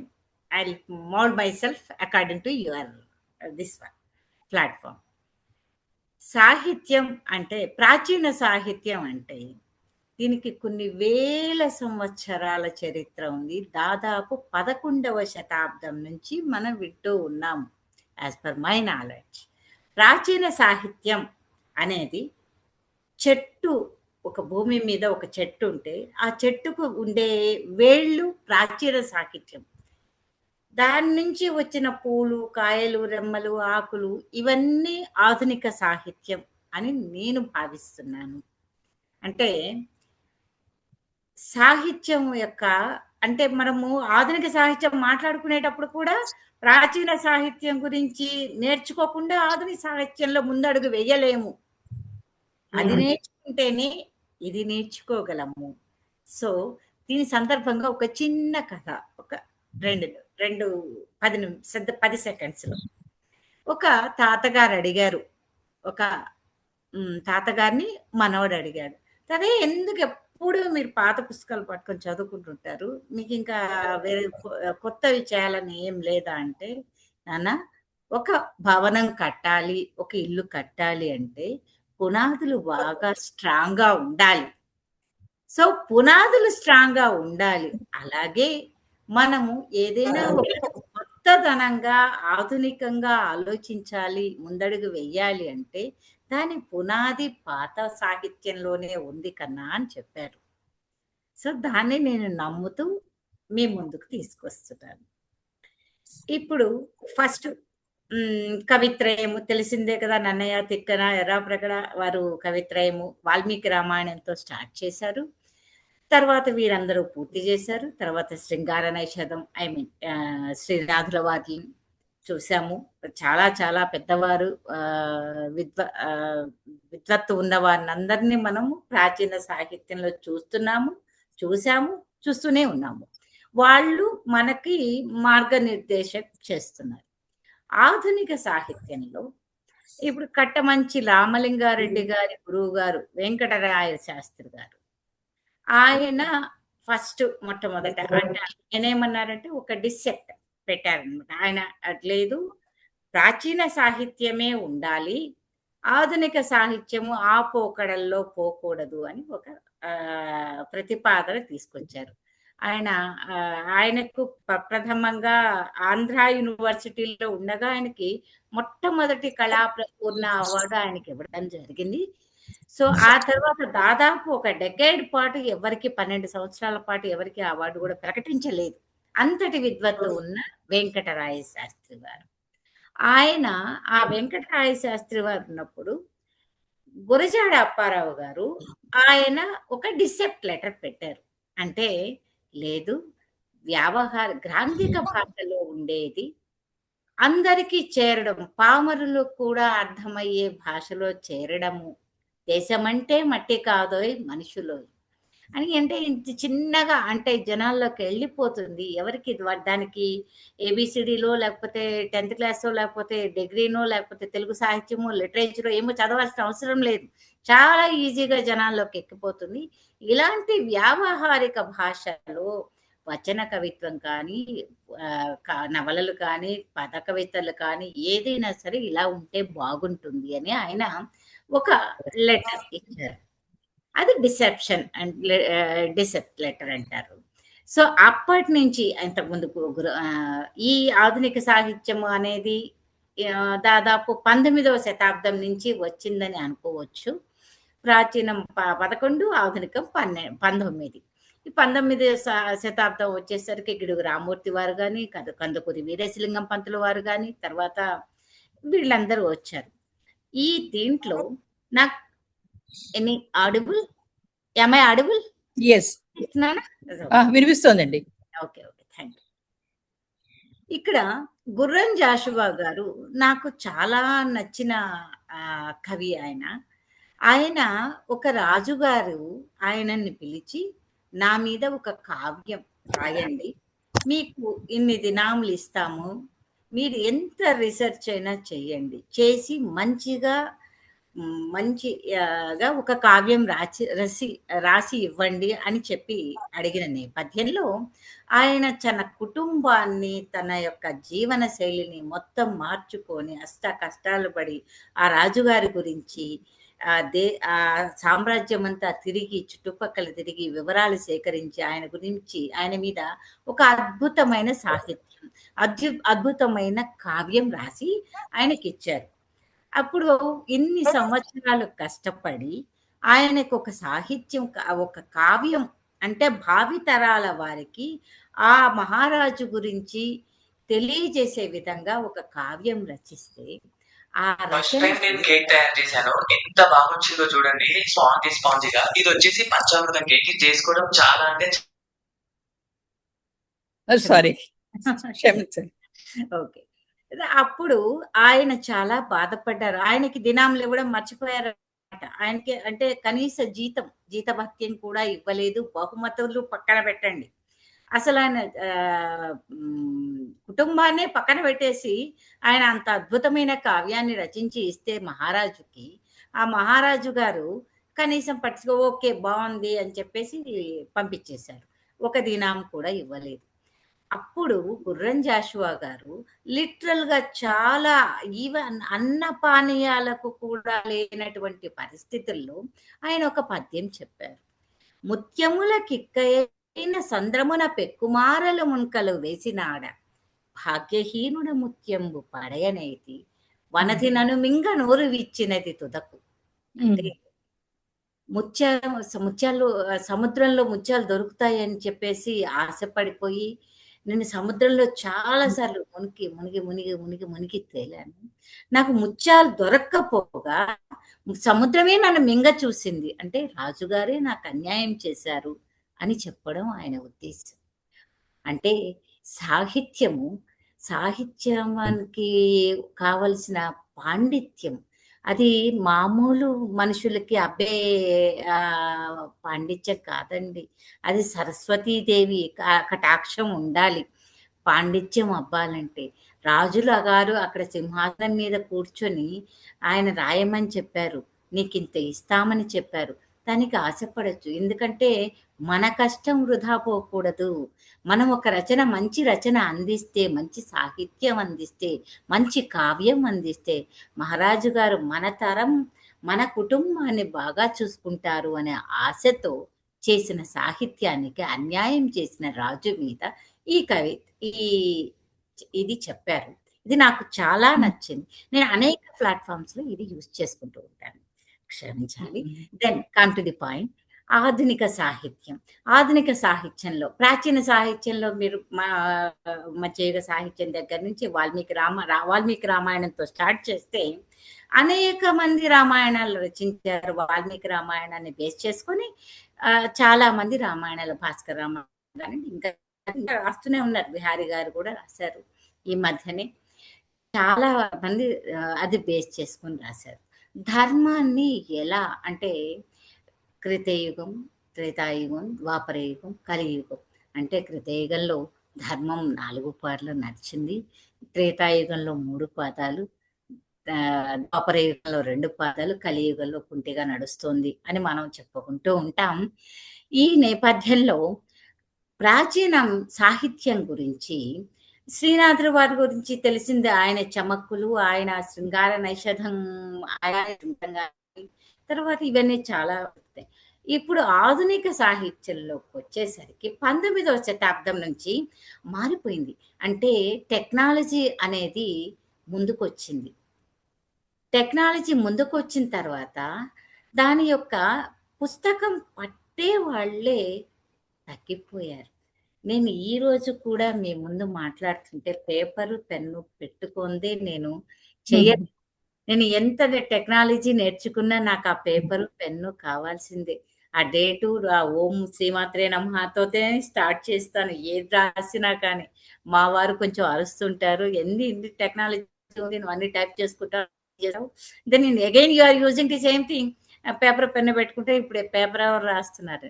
వద్దు, నాకు పేపరు పెన్నే కావాలి, ఆ సాహిత్యమే కావాలి. అది వింటే, అది చూస్తే, అది చదివితే వచ్చే సరస్వతి కటాక్షం మిగతా వాటిలో చాలా తక్కువ అని నా భావన, నా పర్సనల్ ఒపీనియన్. ఇప్పుడు ఆధునిక సాహిత్యంలో చాలా మంది ఉన్నారు. ఇప్పుడు మనం చెప్పుకున్నాము గిడుగు రామ్మూర్తి, వీళ్ళందరూ. అంటే ప్రాచీన సాహిత్యంలో మనం చాలా ఇప్పుడు వింటూనే ఉన్నాము. చందమామ కథలు, బాలమిత్ర కథలు, పంచతంత్రము, మాస్టర్ గారు చెప్పినట్టు పంచతంత్రం, ఇంకా చాలా చాలా కథలు, పేదరాశి పెద్దమ్మ కథలు, అక్బర్ బీర్బల్ కథలు, ఇవి వింటూనే ఉన్నాం. ఇవి చాలా బాగా అర్థమవుతుంది. కానీ వీటిల్లో మెయిన్ కథా వస్తువు రాజుల గురించి ఉండేది. ఒక రాజు అనగనగా ఒక రాజు, అనగనగా రాజుకు 7 కొడుకులు, ఇలా వస్తూ ఉండేది రాజుల గురించి. ఇప్పుడు ఆధునిక సాహిత్యంలో కథా వస్తువు రాజభవనాల్లో నుంచి ప్రజల్లోకి వచ్చింది. రాజభవనాల్లో నుంచి ప్రజల్లోకి వచ్చి, ప్రజల్లో నుంచి కథా వస్తువు ఒక రైతు గురించి, ఒక ఉపాధ్యాయురాలు గురించి, ఒక లాయర్ గురించి, సామాన్య రాజకీయ నాయకుల గురించి, లేకపోతే ఒక విద్యార్థుల గురించి, పిల్లల గురించి ఆధునిక సాహిత్యం నడుస్తుంది. కానీ మూలం ఎక్కడ? సాహిత్యం భావం సహితం. అంటే సాహిత్యము యొక్క ఉద్దేశం ఏంటి? మెయిన్ ఉద్దేశం ప్రాచీన సాహిత్యమైన ఆధునిక సాహిత్యమైన దాని మెయిన్ మోటివ్ ఏంటి? జనాల్లోకి ఒక నైతిక విలువలు, ధర్మం, భక్తి, వినయం, విధేయత, పాండిత్యం ఇవన్నీ తీసుకుపోవడమే లక్ష్యం అని సాహిత్యం చెబుతోంది. ఆ విధంగా చదువుతున్న వాళ్ళు, నేర్చుకుంటున్న వాళ్ళు, నేర్పించాల్సిన బాధ్యత మన మీద ఉంది. యువత ప్రధాన పాత్ర. ఇప్పుడు పట్టుకుంటే ఇప్పుడు చూస్తున్నారు, ఎక్కడ పట్టుకున్న సెల్ ఫోన్ మహిత్యము, సెల్ ఫోన్ యొక్క దాన్ని అడిక్ట్ అయిపోయినారు. ఆ అడిక్షన్ లో కూడా సాహిత్య విలువలు కాపాడే చాలా మంది మహనీయులు, విద్యార్థులు ఉన్నారు. లేరని కాదు, వాళ్ళు లేకపోతే ఇంకా మనకు మనుగడ లేదు. వాళ్లే తీసుకెళ్ళాలి. వాళ్లకు సంధానకర్తలుగా మనం నిత్యం ప్రయాణిస్తూనే ఉండాలి. ఇప్పుడు ఒక చిన్న చెట్టండి, మనము గ్లాసుడు నీళ్లు పోస్తే దోసెడు పువ్వు, అంటే అది ఎంత కృతజ్ఞత ఇస్తుంది మనకి. మనం పోసేది గ్లాసుడు నీళ్లే, కానీ అది దోసెడు పువ్వులు ఇస్తుంది. అలాగే మనం ప్రాచీన సాహిత్యాన్ని కొంచెం కాపాడగలిగితే ఆధునిక సాహిత్యం పరిమళిస్తుంది అని నా భావన. ఆధునిక సాహిత్యంలో కూడా చాలా మంది వచన సాహిత్యం, ఇప్పుడు చూడండి, ఒక చిన్నది, చెప్పులు లేవని ఏడ్చేవాడికి కాళ్ళు లేనివాడు కనిపించేదాకా తనకు అర్థం కాలేదట తానెంతటి అదృష్టవంతుడు. అంటే ఆయనకి చెప్పులు, నాకు చెప్పులు లేవని ఏడుస్తున్నాను, ఆయనకి కాళ్ళు లేవు, నేనెంత అదృష్టవంతుణ్ణి, నాకు కాళ్ళున్నాయి, చెప్పులే కదా లేవు అని. అంటే చిన్న చిన్న విషయాలు, ఈ చిన్న చిన్న విషయాలు అంటే ఇది చాలా మంది బాగా ఈజీగా అర్థమైపోతుంది దీని యొక్క భావం. తర్వాత మళ్ళా ఒక రాజుగారు, ఒక రాణిగారు అంతఃపురం నుంచి మనం నేరుగా ప్రజల్లోకి వచ్చేసాం. ప్రజల్లో ఏం చేస్తున్నాము, ఎలా చదువుకుంటాం, భాష యొక్క భావం ఏంటి, సాహిత్యం యొక్క మార్గదర్శకం, నిర్దేశం ఏంటి, సాహిత్యం యొక్క విలువలు తెలుసుకోవాలి అంటే అది ప్రాచీన నుంచే. ఇప్పుడు మన ఆధునికంలో సరళంగా వ్యావహారికంగా మాట్లాడుకున్నా కూడా మూలాలు ప్రాచీన సాహిత్యం నుంచే మనం నేర్చుకోవాలి. అది చదివితే, అది ఎంత చదివితే ప్రాచీన సాహిత్యం అంత ఆధునిక సాహిత్యంలో మనం పురోగమనం చెందుతాం అని నా భావన. ఇంకా ఈ ఆధునిక సాహిత్యంలో ఉండే కొన్ని లోటుపాట్లు కూడా ఉన్నాయి. అవి అంటే ఎప్పుడు టెక్నాలజీ పెరిగిందో దానికి ఒక నడవడిక కూడా, తప్పొప్పులు కూడా ఉంటూ ఉంటాయి. ప్రతి దగ్గర మంచి చెడు ఎలాగా ఉంటుందో అలాగే మన ఆధునిక సాహిత్యంలో నేర్చుకునే ప్రక్రియలో కూడా యువతను ముందుకు నడిపించడంలో కొంచెం మనం వెనకబడి ఉన్నామని చెప్పుకోవాలి. అందుకు మనం భయపడకూడదు, సిగ్గుపడకూడదు. మనము అంటే ఆ నడవడిక ఎలా ఉండాలి, మన తల్లిదండ్రులు మనకి ఏం నేర్పిస్తున్నారు అంటే, మన తల్లిదండ్రులు మాతృదేవో భవ, పితృదేవో భవ, ఆచార్య దేవో భవ, అతిథి దేవో భవ అంటే తల్లిదండ్రులు తీసుకోవాల్సిన బాధ్యతని తల్లిదండ్రులు కొంత మేరకు గురువుల మీద పెట్టారు. ఆచార్య దేవో భవ, ఆయన నేర్పించాలి. ఆయన నేర్పించిన ఆ తర్వాత అతిథులు అంటే వచ్చే వాళ్ళకి మనం నేర్పించగలగాలి. అదే సాహితీ పరిమళాల్ని వాళ్ళకి అందించగలగాలి. దోసిళ్ళు పట్టి అందిస్తే దోసిలు పట్టేవాళ్ళు ఉంటారు. దోసిలు పట్టేలాగా సాహిత్య పరిమళాలు మనం అందుకోండి అని చెప్తున్నప్పుడు వాళ్ళు దోసిలు పట్టేలాగా కూడా వాళ్ళని దిశానిర్దేశం చేయాల్సిన బాధ్యత కూడా మనదే. అంటే మన పెద్దలది, మనది, మీది, మనది. మన మన వచ్చే జనరేషన్స్ని కూడా. ఇప్పుడు మనం ఇంకా మాట్లాడుకుంటే వీరులు ఉన్నారు. ఇప్పుడు కొత్తగా మనము చూస్తూ ఉన్నాము. అప్పుడు మనము మీకు తెలిసే ఉంటుంది. మనము తోలుబొమ్మలాట, ఒగ్గులు, తర్వాత రంగస్థలం, ఇవన్నీ మాధ్యమాలుగా ఉండేవన్నమాట. ప్రజల్ని ఏకం చేసి, అప్పుడు ఈ సోషల్ మీడియా ఇది లేదు. అప్పుడు ఇవన్నీ మనము వీటన్నిటి ద్వారానే ఆ సాహిత్యాన్ని, ప్రాచీన సాహిత్యాన్ని మనం తెలుసుకుంటూ ఉండేవాళ్ళం. ఇప్పుడు ఇంకా పేదరాశి పెద్దమ్మ కథలు, అక్బల్ బీర్బల్ కథలు కానీ, తర్వాత ఇవన్నీ తోలుబొమ్మలాట్లు, ఇవన్నీ ఒగ్గు కథలు, ప్రజా కళలు. అంటే సాహిత్యంలో కూడా ప్రజా కళలు ఒక భాగమైపోయి, ప్రజలతో మమేకమైపోయి, ప్రజలను ఒక చైతన్యవంతుని చేసేవాళ్ళు. ఒక శ్రీశ్రీ గారు, ఒక ఇప్పుడు ఇప్పుడు కొత్తగా వచ్చేవాళ్ళు, వీళ్ళ గురించి మాట్లాడాలంటే ఒక మాధ్యమం మనమేంటి మాధ్యమం తీసుకున్నాము. అప్పుడు మనకి ఫోన్లు లేవు, తర్వాత ఈ యూట్యూబ్స్ లేవు, సోషల్ మీడియా లేదు, ఏ మీడియా లేదు. మనకు అప్పుడు ఉండేదేంటి?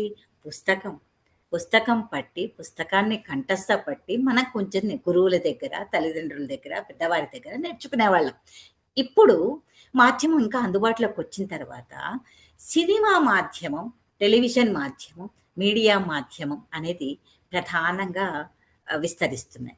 ఈ మాధ్యమంలో తెలుగు సాహిత్యం గురించి చాలా చక్కని సినిమాలు కానీ, చాలా చక్కని భావయుక్తమైన పాటల ద్వారా, ప్రబోధ గీతాల ద్వారా చాలా మంది బయటకు వచ్చారు. చాలా మంది ఆచార్య ఆత్రేయ గారు కానీ, ఆరుద్ర గారు కానీ, శ్రీనారాయణ రెడ్డి గారు కానీ, దాశరథి గారు కానీ, దాశరథి వారు రచించిన ఆ చల్లని సముద్ర గర్భాన దాగిన బడబానల్లమెంతో, అసలు ఆ పాట వింటుంటే అలా మనకి రోమాలు నిక్కబొడుచుకుంటాయి. అలాగే వేటూరు వారు రచించిన వేదంలా ఘోషించే గోదావరి, అమరధామల్లా శోభిల్లే రాజమహేంద్రి అని.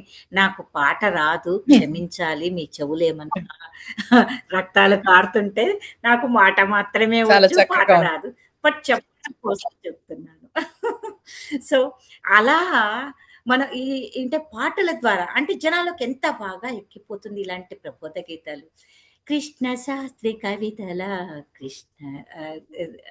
ఇది ఒక పాట ఉంది, చాలా ఇష్టమైన పాట నాకు అది.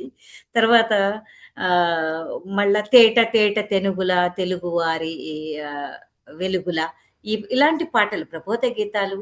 అంటే ఇందిరమ్మ కాదుర గాంధీ అంటే మహాత్మా గాంధీ మీద, స్వాతంత్ర సమర యోధుల మీద, తర్వాత కవుల మీద, అప్పటి ప్రబంధ సాహిత్యం మీద పాటలు రాసిన వారు ఎందరో మహానుభావులు.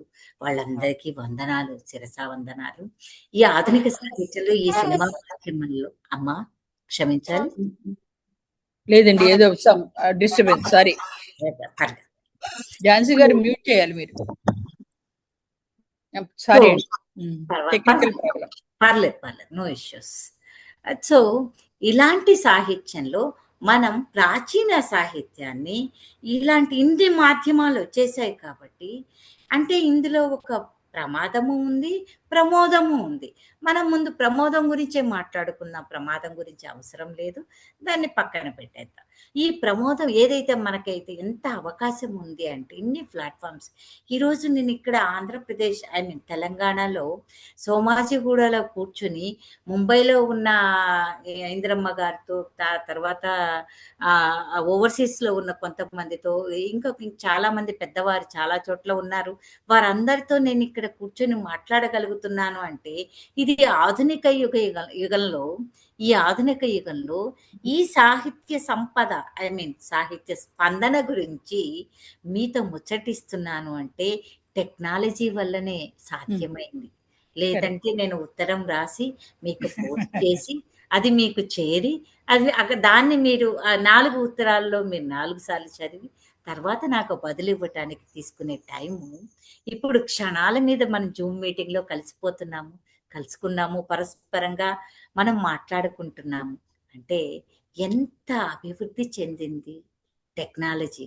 అదే విధంగా మన స్పందన లాంటి, తర్వాత దర్శనం లాంటి చాలా హిందూ ధర్మం గురించి, సాహిత్యం గురించి, అప్పటి సాహిత్యం గురించి, పురాణాల గురించి, ఇతిహాసాల గురించి, వేదాంగాల నుంచి ఉపనిషత్తుల దాకా, అష్టాదశ పురాణాల దగ్గర నుంచి, వాటి నుంచి ఔపోసన పట్టిన వారు కొంచెం కొంచెంగా మనకిచ్చిన పరిమళాన్ని, మొత్తంగా మనకిచ్చిన సాహిత్యాన్ని, సాహితీ సంపదని ఈ ఒక్క 20 నిమిషాల్లో మనం చెప్పుకోవడం అనేది ఇది జస్ట్ నాట్ పాసిబుల్.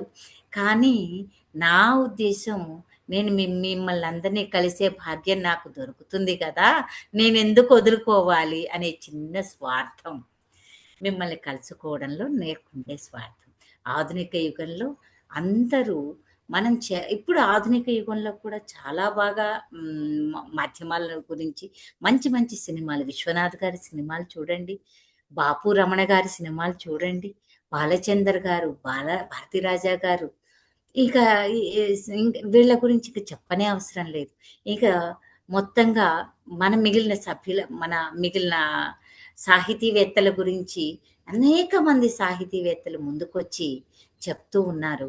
వాళ్ళందరి మార్గదర్శకంలో మనం సాహిత్యాన్ని ఎలా సంయమనం చేసుకుంటూ వ్యావహారికంగా, అంటే గ్రాంధికము పామరుల్లోకి వెళ్ళడం కష్టం కాబట్టి వ్యావహారికంగా మనం ముందుకు వెళ్ళాల్సిన బాధ్యత మనకుంది. దీని మీద సవివరంగా వచ్చే నాకు అవకాశం ఇచ్చి మీరు నేను మాట్లాడే దాంట్లో హేతుబద్ధత ఉంది అని మీరు భావించి నన్ను గనక చేర్చుకోగలిగితే మళ్ళీ ఇంకా మనం వాటి గురించి విశ్లేషణగా మాట్లాడుకుందాము. సభకు నమస్కారము. Thank you so much. ధన్యోస్మి. బాగుందండి. ధన్యాస్మి జ్యోతిర్మయ్య గారు. సరైన పట్టులో ఆపేశారు. ఉత్సుకత కలిగించే స్టేజ్ లో మీరు ఉపన్యాసం ఆపేశారు. మీరు ఎలా రాయాలి వ్యవహారిక భాషలో అనేది చెబుతాను. ఇప్పుడు సమయం నాకు 20 నిమిషాలు ఇచ్చారు ఝాన్సీ గారు, అందుకని అక్కడతో ఎందుకంటే అందరి సభ్యులు గంటలు పాపం ఇంతమంది వెయిట్ చేస్తున్నారు. సో దీని గురించి మళ్ళీ మనము ఒకసారి మాట్లాడుకుందాం అనిపించింది. ఇప్పుడు ఎలా మనం మాట్లాడుకోవాలి, ఎలా మిగిలిన తరానికి మనం అందించాలి, వచ్చే తరానికి, నెక్స్ట్ జనరేషన్ కి మనం ఏం అందించాలి, ఎలా అందించాలి, చిన్న ఉదాహరణతో మనం మాట్లాడుకుందాము. ఇప్పుడు వచ్చే కవులందరూ చిన్న మాటలతో చాలా బాగా ఆకట్టుకుంటున్నారు. జానపదాలు ముఖ్యంగా చెప్పుకోవాల్సింది, ఉమ్మడి తెలుగు రాష్ట్రాల్లో బైఫరికేషన్ జరిగే మూమెంట్ లో జానపదానికి ఒక అద్భుతమైన అవకాశం లభించింది. జానపదం అనేది జనాల్లోకి వెళ్ళిపోతుంది, ఆ యాసలో ఆ భాషలో వెళ్ళిపోతుంది. దాంట్లో సాహిత్యం ఎంత బాగుంటుందండి. నాన్న గురించి కానీ, అమ్మ గురించి కానీ, దేవతల గురించి, దేవుళ్ళ గురించి, రఘుకుల తిలకారా నన్నెత్తు ముద్దులాడు అని ఈ మధ్యన నేను ఝాన్సీ గారితో కూడా చెప్పాను ఈ పాట గురించి. అసలు ఎంత బాగా అన్నమాచార్య కీర్తనలు, రామదాసు గారి కీర్తనలు, ఇక చెప్పనే అక్కర్లేదు. 32,000 కీర్తనలు అందించి ఆయన అలా వెళ్ళిపోతే మనం ఆయన పట్టుకొని మనం ముందుకు సాగుతూ ఉన్నాము. వేడుకొందామా వెంకటగిరి వెంకటేశ్వరుని వేడుకొందామా అంటే అసలు ఎంత బాగుంది, ఎంత జనాలకు వెళ్ళిపోతుందండి. ఇలా మనం ప్రయత్నం చేస్తే వచ్చే జనరేషన్ కి మనం ఈజీగా అందుకోగలము ఇస్తున్నాను. ధన్యవాదాలండి. చెప్పండి. నేనేమైనా తప్పులు మాట్లాడి ఉంటే దయచేసి పెద్దలు మన్నించవలను, నన్ను కరెక్ట్ చేయవలను. మంచి పట్టుగా మాట్లాడారు. మాకి ఏం చెప్పాలో ఇప్పుడు అర్థం కావట్లేదు. ఏదో పంపులో నీళ్లు వస్తున్నాయని చూసి సడన్ గా ఆగిపోయిందా అనిపించినట్టుగా ఉంది. చాలా ఉత్సుకతతో సాగింది మీ ఉపన్యాసం. ధన్యవాదాలు. ఝాన్సీ, గాయత్రి గారు వచ్చినట్టున్నారు. గాయత్రి గారు ఉన్నారా? గాయత్రి గారు ఉన్నారండి. గాయత్రి గారిని కూడా పరిచయం చేద్దాం. వీడియో ఒకసారి వీడియో ఆన్ చేసుకుంటే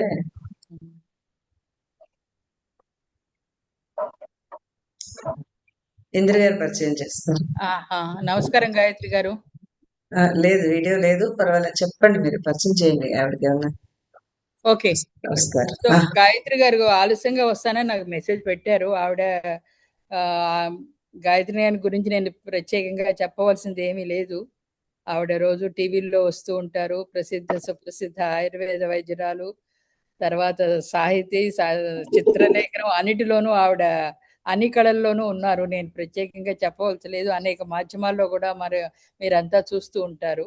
నేను ఆవిడ గురించి చెప్పేది ఏంటంటే, మా స్పందనకి ఫౌండర్ మెంబర్ ఆవిడ. నేను, గాయత్రి గారు, కళ్యాణ్ గారు మొట్టమొదటి సంవత్సరం గాయత్రి గారితోనే మేము ప్రారంభించాము స్పందనని.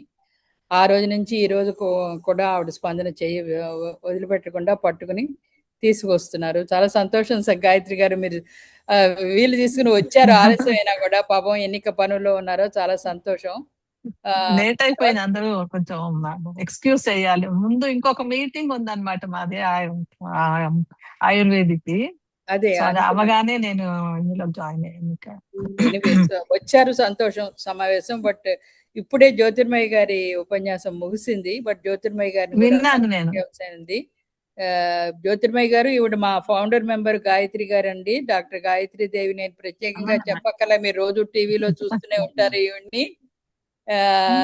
అనేక మాధ్యమాల్లోనూ గురించి చెప్పారు అంటే చరక సంహిత గురించి చెప్పుకోవాలి. చరక సంహిత గురించి కూడా ఆవిడ చరక సంహితని కూడా ఈ మధ్య ఇంగ్లీష్ లో రాశారు. ఇంకా కూడా ఆవిడ ఇంకా చాలా పరిశోధనలో ఇంకా చాలా డీప్ గా వెళ్తున్నారు. అటు సాహిత్యం మీద, అటు వైద్యం మీద, ఇటు చిత్రలేఖనం మీద, అన్ని కళల్లోనూ ఆవిడ ఇంకా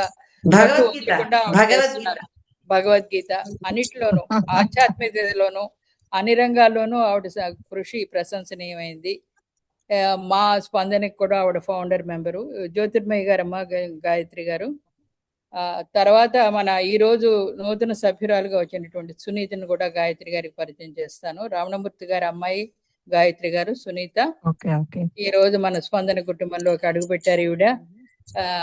ఈవిడ కూడా పిహెచ్డి చేస్తున్నారు, డిఫరెంట్ బ్యాక్గ్రౌండ్ లో, బట్ తెలుగు సాహిత్యం మీద ఎక్కువ మక్కువ. తెలుగు వెలుగులోను వాటిలోనూ రాశారు. తర్వాత ఏమో అత్త చెప్పే కథలు అనేటటువంటి ఒక యూట్యూబ్ ఛానల్, పిల్లలకి నీతి కథలు అవి కూడా, పంచతంత్ర కథలు అవి కూడా చెప్పేవారు. తర్వాత ఈవిడ తెలుగు ఆంగ్ల పుస్తక సమీక్షలు కూడా చేస్తూ ఉంటారు అన్నమాట. ఆదివారంలోనూ తెలుగు ఆదివారం సంచిక, తెలుగు ఈనాడు ఆదివారాల్లోనూ ఈవిడ కథలు ప్రచురితం అయ్యాయి. ఈవిడ ఇంతకీ చెప్పొచ్చింది ఏమంటే, ఈవిడ బ్యాక్గ్రౌండ్ అనేది చాలా ఇంట్రెస్టింగ్. ఈవిడ PhD full time research student గీతం యూనివర్సిటీలో. అయినా కూడా ఆవిడ సబ్జెక్ట్ కూడా చాలా ఇంట్రెస్టింగ్ గా ఉంటుంది. Organisational behaviour and HR management లో వర్క్ స్పేస్ స్పిరిచువాలిటీ అనే అంశం మీద చేస్తున్నారు. సో అంత ఫ్రీలాన్సర్ గా కూడా ఉన్నారు.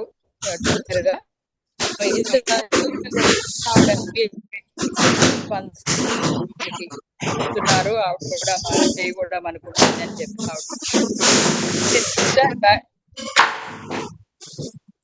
రమణమూర్తి గారి ఉన్నట్టున్నారు కదా లైన్ లో. అనుకుంటున్నాను నేను. హలో, మీ సబ్జెక్ట్ చాలా బాగుంది. అదే అందుకే అంటున్నా, చాలా బాగుంది సబ్జెక్ట్. శ్యామల్ గారు, మీరు పరిచయం చేసినప్పుడు మీరు కూడా ఉన్నట్టు లేదు, నాకు అనుమానం. ఎప్పుడు వచ్చారో నేను గమనించలేదు. సునీత, రావణమూర్తి గారి అమ్మాయి, మన స్పందనలో కొత్తగా జాయిన్ అయింది. ఉన్నారా శ్యామల్ గారు? శ్యామల్ గారు లేరా? ఉన్నారా? అన్మ్యూట్ చేసుకోవాలి ఆవిడ. ఓకే ఓకే, ఉన్నారు. శ్యామల్ గారు, మన రావణమూర్తి గారి అమ్మాయి సునీత, మీరు ఉన్నారో లేదో పరిచయం చేసినప్పుడు? ఉన్నానండి, ఇక్కడే ఉన్నారు. నేను గమనించలేదు. ఈ రోజు మన స్పందన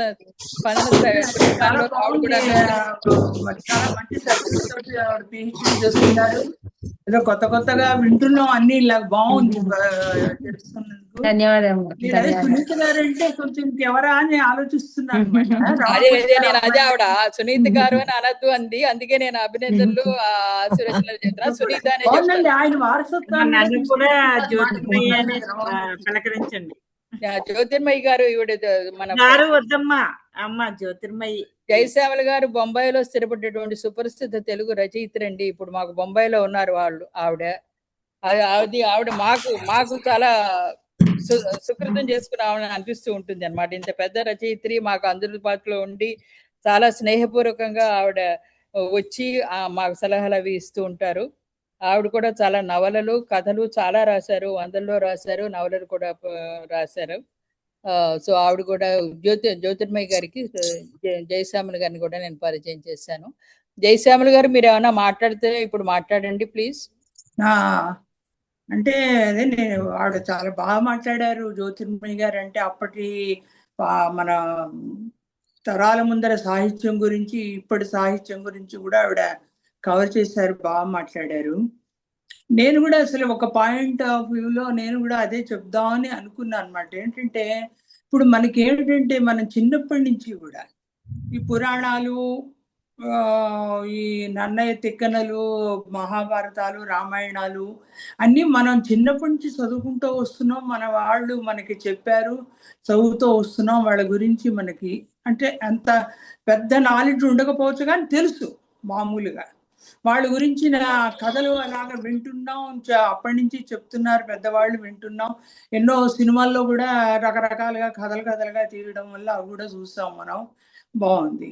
కాబట్టి నేను అంటున్నది ఏమిటంటే అవే చెప్పుకోవడం వల్ల మనకి ఎంతవరకు లాభం, ఎంతవరకు ఇప్పుడు కూడా అంతే. ఇప్పుడు ఉదాహరణకి నేను చెప్తుందంటే స్పందన ఉంది, మనం అన్ని అందులో అవే రాసుకుంటున్నాం. ఈ పుస్తకం ఎంతమందికి చేరుతోంది, ఎవరు రాస్తే వాళ్ళకి వెళ్తుంది, అంతే కదండి. అంటే నాలాగా ఇప్పుడు రాయలేకపోయిన వాళ్ళకు కూడా ఇస్తున్నారు మీరు. అదేమిటి, మీరు మా కుటుంబ సభ్యులు, మీరు నాకు మన కుటుంబంలో అందరికీ నేను వెళ్తుంది స్పందన. నేను మిమ్మల్ని అందుకే రిజిస్ట్రేషన్ చేయించండి ఆ పుస్తకానికి అని చెప్పాను మీకు, ఎందుకంటే చాలా మందికి చేర్చడానికి కన్వీనియంట్ గా ఉంటుంది.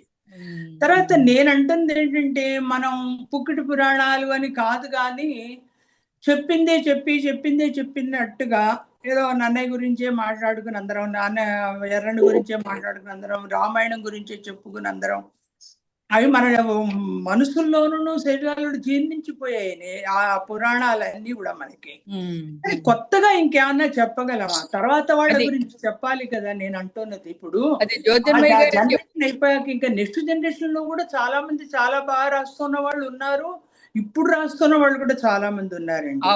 ఇప్పుడు కథల గురించి అంటే నేను ఎవరి గురించి విమర్శించడం లేదు, ఎవరి గురించి వేలు చూపి, కానీ అసలు సహజంగా జరుగుతున్న ఇది గురించి చెప్తున్నాను. ఇప్పుడు మనం ఏదైనా కథల గురించో నవల గురించో చెప్పామనుకోండి, ఇప్పుడు ఉదాహరణకి సాహిత్యానికి ఎంత బలం ఉందంటే సాహిత్యంతో మనం ఎంతైనా సాధించవచ్చు అది రాసి. ఎందుకంటే ఇప్పుడు కందుకూరి వీరేశలింగం పంతులు గారు ఉన్నారు, ఆయనేమో మనకి సాహిత్యం గురించి రాస్తూ కూడాను చిన్నపిల్లల బాల్య వివాహాల గురించి, విధవా వివాహాల గురించి కూడా ఆయన సాహిత్యంతో ఆయన ఎంతో సాధించారని చెప్పి, అంటే ఎంతో మందిని మార్చగలిగారు నేను అంటున్నది అది.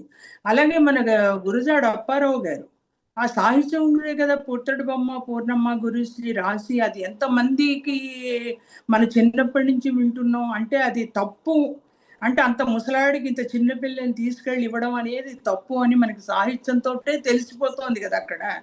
అది అలా జరగకూడదని అందుకే సహజంగా మార్పు వచ్చింది కదా. తర్వాతగా కొంత మార్పు వచ్చింది. ఇప్పుడు బాల్య వివాహాలు కొంత తగ్గాయి, తర్వాత విధవా వివాహాలు పెరిగాయి. అంటే సెకండ్ మ్యారేజ్ చేసుకున్నప్పుడు థర్డ్ మ్యారేజ్ చేసుకున్నా కూడా పెద్ద పట్టించుకునే వాళ్ళు ఎవరు లేరు ఇప్పుడు.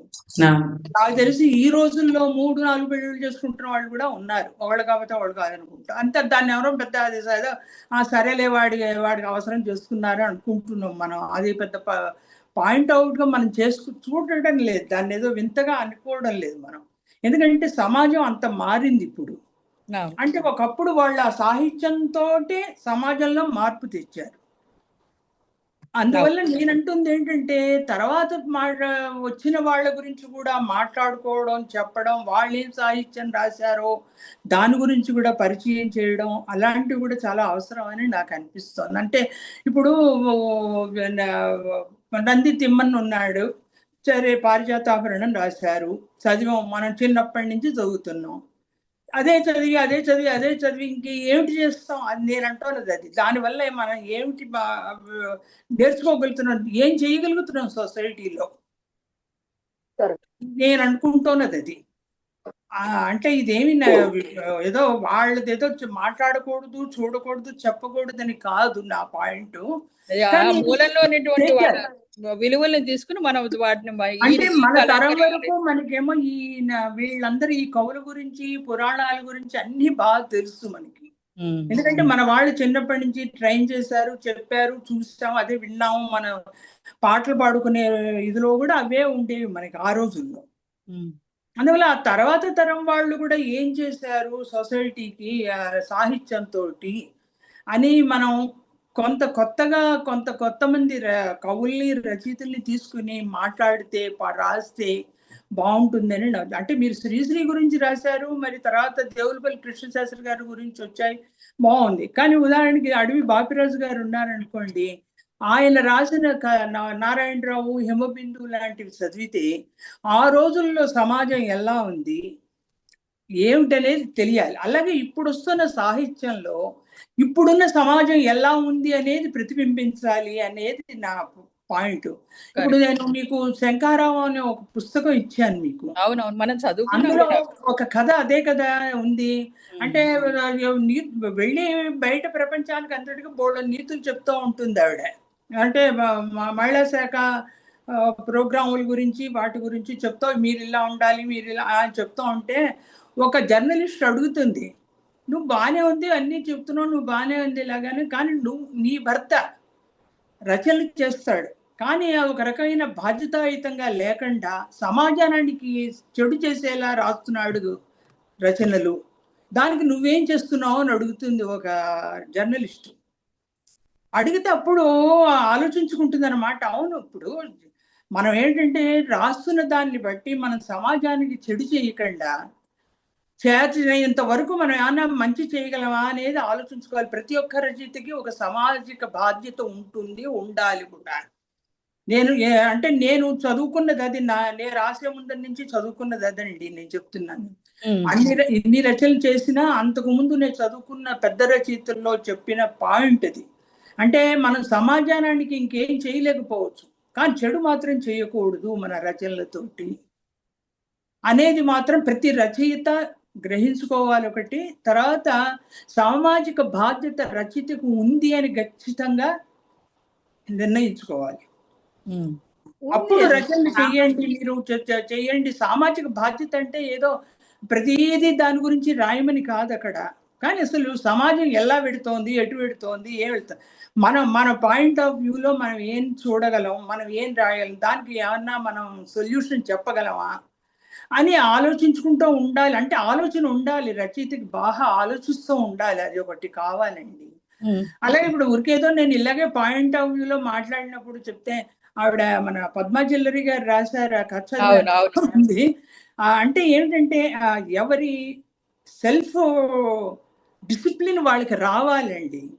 అది పెద్దవాళ్ళు కానివ్వండి, చిన్నవాళ్ళు కానివ్వండి, ఎవరి డిసిప్లిన్, సెల్ఫ్ డిసిప్లిన్ వాళ్ళకు ఉండాలి. ఇప్పుడు అదే మనకు లేనిదే అది నిజంగా చెప్పాలంటే మన కంట్రీలో.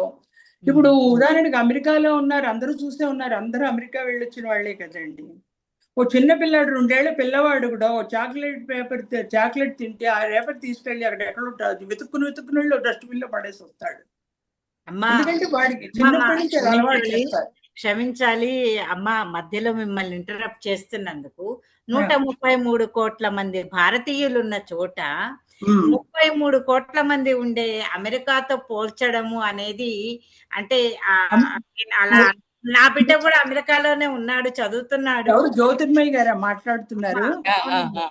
కాదండి, ఇప్పుడు 30 మంది ఉన్నా 30,000 కోట్ల మంది ఉన్నా ఏం చేసినప్పుడు ఇంట్లో 2 పిల్లలున్నా 4 పిల్లలున్నా డిసిప్లిన్ అనేది ఒకలానే ఉండాలి అనేది నేను అనుకుంటాను అలాగే. ఎందుకంటే పిల్లలందరూ ఒక్కలా ఉండాలి అనేది. అంటే ఇప్పుడు ఏదో అమెరికా ఉన్నట్టే ఉండాలని నేను అనడం లేదు. కానీ కొన్ని పద్ధతులు ఆచరించగల. ఇప్పుడు ప్రతిసారి వెళ్ళి అక్కడ చాలా బాగుంటుంది, అక్కడ రూల్స్ ఇలా ఉంటాయి అలా ఉంటాయని మనం చెప్పుకుంటున్నప్పుడు ఆచరించడానికి ఏమిటైంది? వాళ్ళలా ఫ్యాషన్లో బట్టలు వేసుకుంటున్నాం, వాళ్ళలా ఏదో జుట్లు ఇందిర గారు చెప్పండి. ఇది చాలా ఇంట్రెస్టింగ్ సబ్జెక్టు. ఇది ఒక ప్రత్యేకంగా ఒకసారి మనం చేసుకుంటే బాగుంటుందేమో. ఇప్పుడు ఎంత ప్రయత్నించినా దీనికి న్యాయం చేయలేము. అందుకని నా ప్రతిపాదన నేను ఎక్కువ మాట్లాడను, ఇంకా మానేస్తాను. అంటే నేను అంటే నేను చెప్పింది ఈ విషయం గురించి కాదు, ఈ విషయం గురించి అందరికీ చాలా చాలా అభిప్రాయాలు ఉన్నాయి. అందుకని ఇప్పుడు కొద్ది సమయంలో ముగించడం కంటే ప్రత్యేకంగా ఒక కార్యక్రమం దానికి పెట్టి మనం దానికి న్యాయం చేకూర్చాలని నా ప్రతిపాదన. తప్పకుండా. కానీ ఏంటంటే నేను అంటుంది ఎప్పుడో 400 ఏళ్ల క్రితం పరిస్థితులు, ఆ రైటర్స్ వాళ్ళ గురించే చెప్పుకోవడం కంటే ఇప్పుడు లేటెస్ట్ గా రాస్తున్న వాళ్ళు కూడా చాలా మంది ఉన్నారు. వాళ్ళు ఏ పాయింట్ల మీద రాస్తున్నారు ఏమిటనేది మనం ఒకసారి అది కూడా డిస్కషన్ చేసుకోవచ్చు. అలా రాయడానికి కూడా ట్రై చేయొచ్చు. సమాజంలో ఉన్న పరిస్థితులను అర్థం చేసుకొని రాయాలి అనేది ఒకటే నా పాయింట్. ఎవరికైనా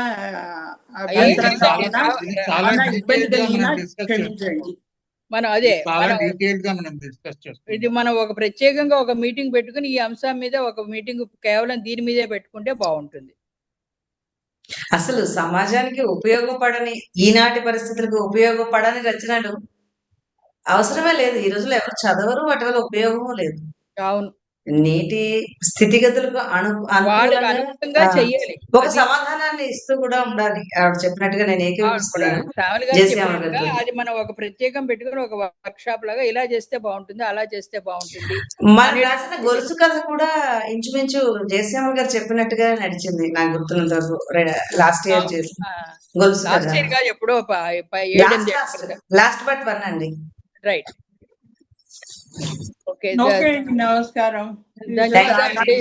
అవకాశం ఇచ్చినందుకు ధన్యవాదాలు. తప్పకుండా మీరు ఇంత ఇదిగా చెప్పారు, మాకు కూడా ఇప్పుడు ఐడియా వచ్చింది దీని గురించి. కాదు, మన ఓల్డ్ సంస్కృతి ఆ సంప్రదాయం మర్చిపోమని ఆ రైటర్స్ కాదు, కానీ అప్పటి తర్వాత వాళ్ళు కూడా చాలా మంది చాలా రాసిన వాళ్ళు ఉన్నారు. మంచి సమాజానికి ప్రత్యేకించి మార్పు తెచ్చిన వాళ్ళు చాలా మంది ఉన్నారు రచనలతోటి. అందువల్ల వాళ్ళ గురించి కూడా మనం మాట్లాడుకుంటూ ఉండాలి అని అది తప్పకుండా చేద్దాం. తప్పకుండా మళ్ళీ ఓ సమావేశం దీని గురించి పెట్టుకుందాం. అలాగే, ధన్యవాదాలమ్మా.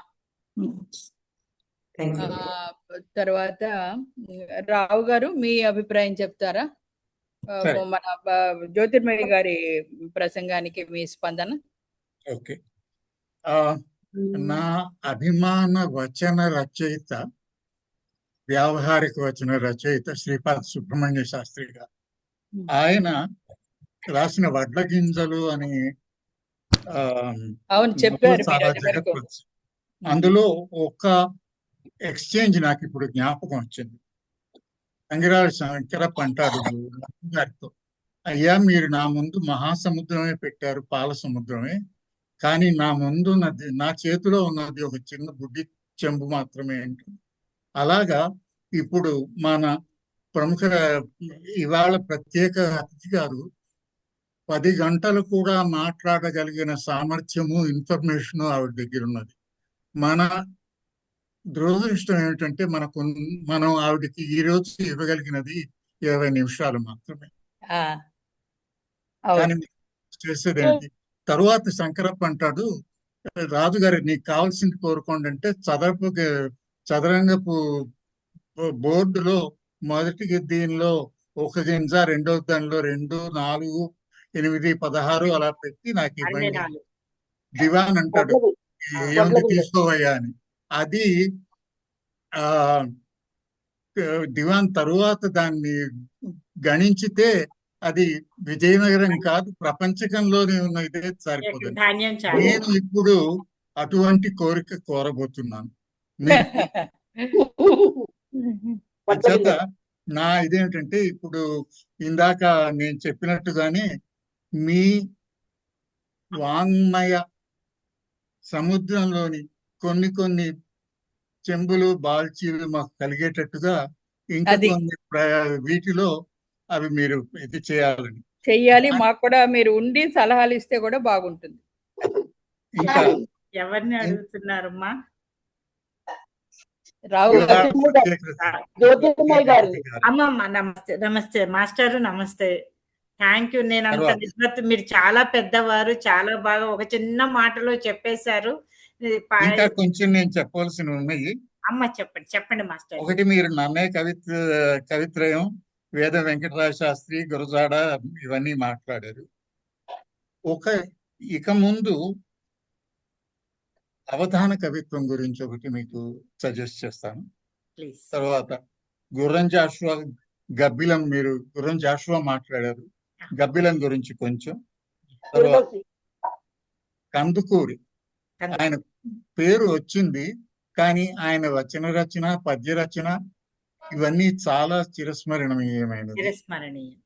ఆయన సంధి విగ్రహం రాస్తే అందులో ఆయన అంటాడు, ఇంతకు ముందు నేను రచించిన విగ్రహ తంత్రం ఎంతయో కష్టశైలి రచింపబడ్డదటంచు పల్మరు వింతగా పెక్కురీతి నన్ను ఉంట చేసి నేనెంతయు సాధు శైలి రచించి ఈ అని సంధి తంత్రము అని అనేది రాసి తరువాత ఆయన ప్రారంభిస్తాడు. తదనంతరమా నరవర కుమారుల ధరణీశ్వర ప్రవరుణ ఇష్టమిది స్వామి మీ అనుగ్రహంబు కథంబున విగ్రహంబు సమగ్రంబుగా నాకర్ణించి దయచేసి సంధిను ప్రసాదింపమైన అభ్యస్త సమస్త శాస్త్ర భగ్నుడైన మర్ముండైన విష్ణు శర్ముండు ఆ రీతిని దారుణ ప్రధానంబైన అని, అది ఆయన దృష్టిలో సులభ శైలి అంచేత అదొకటి చేయొచ్చు. ఇంకొకటి, ఒక పాయింట్ పెర్హాప్స్ మీరు కూడా అగ్రీ అవుతారేమో, మనం అందరం అనుకుంటాం గ్రాంథికం చాలా కష్టం, వ్యావహారిక భాష రాయటం చాలా సులభం అని. కానీ నా విన్నపం ఏమిటంటే వ్యావహారిక ఆంగ్లం తెలుగు రాయటం చాలా చాలా కష్టం. నేను కూడా ఇప్పుడు మనం ఈ స్పందన చాలా బాగుంది, కానీ కూర్చుని చదివితే 2 పేజీలకు ఒకటైన వ్యావహారిక భాషలో మనము దారి తప్పటం కనిపిస్తుంది. నేను చెప్పింది నేను ఎంతో జాగ్రత్తగా రాశాను, ఈ గోతిలో పడకుండా అనుకున్నాను. ఇవాళ కూర్చుని నాది నేను చదువుకుంటుంటే అందులో 5-6 జాగాలలో నా కాలు జారినట్టు నాకు అనిపించింది. అంచేత అది ఒకటి మనం అందరం గుర్తుకు పెట్టుకోవాల్సినది. స్పందన మీటింగ్స్ లోను వాటిలోనూ కూడా కొన్ని వ్యావహారిక భాషలో ఇతరులు ప్రసిద్ధులు మనము కూడా చేస్తున్న చిన్న పెద్ద తప్పుల గురించి తెలుసుకుంటే అవి మన రచనలలో ప్రతిధ్వనించకుండా ఉంటాయి. ఇంకా ఇంకొకటి, మీ దగ్గర నుంచి నేను కోరేది చాటువుల గురించి. అది ఒక స్టైల్. తరువాత నావెల్స్ గురించి కూడా మీరు ఆధునిక కవిత్వంలో మాట్లాడినట్టయితే ఆధునిక వ్యావహారిక రచయితలు కందుకూరి కాదు, మునిమాణిక్యం ఇలాంటి వాళ్ళు చాలా మంది ఉన్నారు. వారికి ఇది కొంత మనం తీసుకున్నట్టయితే అది ప్రత్యేక ఆధునికం కాదు, కానీ ఆధునికం గత 50 సంవత్సరాల నుంచి. ఇంకొకటి నేను చెప్పేది, ఒకటి నాకు ఎప్పుడు మా ఇంట్లో అప్పుడప్పుడేమి చాలా దీనిగా తెలుగు సీరియల్స్ పెడుతూ ఉంటారు. ఇష్టమైనా లేకపోయినా నాకు వినవలసిన దౌర్భాగ్యం కలుగుతుంది. అందులో వాళ్ళు తెలుగును ట్యూనీ చేసేటువంటి పద్ధతి చూస్తే నాకు బ్లడ్ బాయిల్స్ అంటారు. తెలుగు ఆ రాసిన వాళ్ళకి తెలుగు చేత కాదు, ఇంగ్లీష్ పదాలు ఉపయోగిస్తారు. ఆ ఇంగ్లీష్ పదాల అర్థాలు వాళ్ళకి, ఇది వాళ్ళు ఇష్టం వచ్చినట్టు వాళ్ళు రాసుకోవచ్చు, కానీ దీనివల్ల జరిగేది ఏంటంటే భాష ఇదివరకు ఒకరి నుంచి ఒకరికి మాటల ద్వారా కమ్యూనికేషన్. కమ్యూనికేషన్ లేదు. గోల్డ్ స్టాండర్డ్ అందరికీ All India Radio, Panyala Ranganatharao, Jaggayya వీరి మాట అంటే భాష ఎలా ఉండాలి, ఉచ్చారణ ఎలా ఉండాలి అనేవి తెలిసేది. ఇప్పుడు టెలివిజన్ చేస్తున్నది ఏంటంటే బాగా మాట్లాడగలిగిన వాళ్ళని కూడా పాడు చేస్తున్నది. వీరి భాష, వీరి శైలి, వీరి పదజ్ఞాన రాహిత్యం. అది మీకు నేను కొంచెం విన్నవించుకున్నాను. ప్రమాదాల గురించి తర్వాత మాట్లాడుకుందాము, ముందు ప్రమోదాల గురించే పాజిటివ్ గా మాట్లాడుకుందాము అంటే నేను నెక్స్ట్ టైం నుంచి సామర్థ్యం ఉంది, మీకు ఎనర్జీ ఉంది, మీరు చాలా సుగమంగా చాలా ఇంట్రెస్టింగ్ గా కథ చెప్పినట్టుగా చెప్పగలరు. అందుకని ఈ విషయాలు తంగిరాల శంకరప్ప వడ్ల గింజలను అడిగినట్టుగా నేను అడుగుతున్నాను. అయ్యో అంత పెద్ద మాట. Thank you. అంచేత అదే నేను చెప్పదలుచుకున్నది. ధన్యవాదాలు. ధన్యవాదాలు. ధన్యవాదాలు రావు గారు. గాయత్రి గారు మీరు ఏమన్నా మాట్లాడతారా? గాయత్రి గారు ఉన్నారా? ఉన్నారు. అంటే నేను ఆవిడ జ్యోతిర్మయ్య గారు మాట్లాడడం చివరికి వచ్చింది అనుకుంటా. చివరికి వచ్చినప్పుడు వచ్చేసారు. 5-6 నిమిషాలు ఉండగా వచ్చాను. అది విన్నాను. అది చాలా బాగుంది. అంటే మెయిన్ ప్రాచీన ఆధునిక అదే మీరు టాపిక్ తెలుసు కదా మాట్లాడింది. అవునవును. అంటే మెయిన్ గా నాకు అనిపించేది ఏంటంటే మనం మొదటి నుంచి చూసుకుంటూ వస్తే మన స్పందనని రాను ఆసక్తి శక్తి ఉన్న వాళ్ళు ఎక్కువ మంది మన గ్రూప్ లో ఎక్కువ చేరుతూ ఉన్నారు. అది స్పందనకి మంచి బలవర్ధకమైన టానిక్ లాగా అవుతోంది అనిపించింది నాకు. అది అంటే ఊరికనే ఎంతమంది ఉన్నారు అనుకునే దానికంటే ఉన్న వాళ్ళందరూ పూర్తిగా ఆసక్తి ఉన్నవాళ్ళు, అది సాహిత్యం పట్ల కానివ్వండి, ఏదో చేద్దామని ఒక తపన ఉన్న వాళ్ళు ఉండడం బాగుంది అనిపించింది. అంటే మొత్తం నేను వినలేదు కనుక ప్రసంగం గురించి ఎక్కువ చెప్పలేను. అందుకని ఇవాళ మనకి కొత్తగా తను అమ్మాయి పేరేం చెప్పారు, సునీత కూడా జాయిన్ అవడం కూడా చాలా బాగుంది. అంటే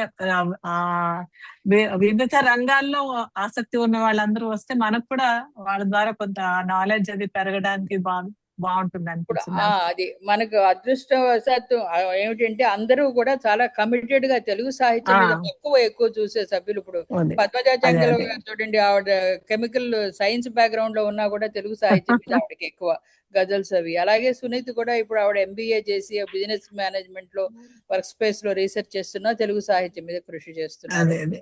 సో ఇవన్నీ అర్థం చేసుకుంటూ మనం ఇవన్నీ కూడా మనం దృష్టిలో పెట్టుకుని మంచి డిబేటబుల్ పాయింట్స్ ఉన్నాయమ్మా. అన్ని రంగాల్లో మంచి డిబేటబుల్ పాయింట్స్ ఉన్నాయి. ఇప్పుడు ఆధునిక సాహిత్యంలో గాని ఆధునికంగా ఎలా నడుస్తున్నాము, ఎలా నడత మార్చుకోవాలి అనేది చాలా డిబేటబుల్ పాయింట్ మాస్టర్ చెప్పినట్టు. సో మనము మాట్లాడుకోవచ్చు, కొనసాగించుకోవచ్చు. మన రచనలో కూడా ఏదైనా ప్రయత్నం చేయడానికి చేయొచ్చు. లేదంటే ఒక సావల్ గారు చెప్పినట్టు ఏదో ఒక పుస్తకం తీసుకుని, ఇప్పుడు రావు గారు చెప్పారు గుర్రం జాషువానో లేకపోతే ఏదో అనో ఈ మధ్య కాలంలో ఉన్న వాళ్ళని గురించి కూడా విశ్లేషించుకోవచ్చు. సో ఇలాంటి చేసుకుంటే మనకు కూడా కొంచెం అనుభవం, ఐడియాస్ రావడానికి అవకాశం.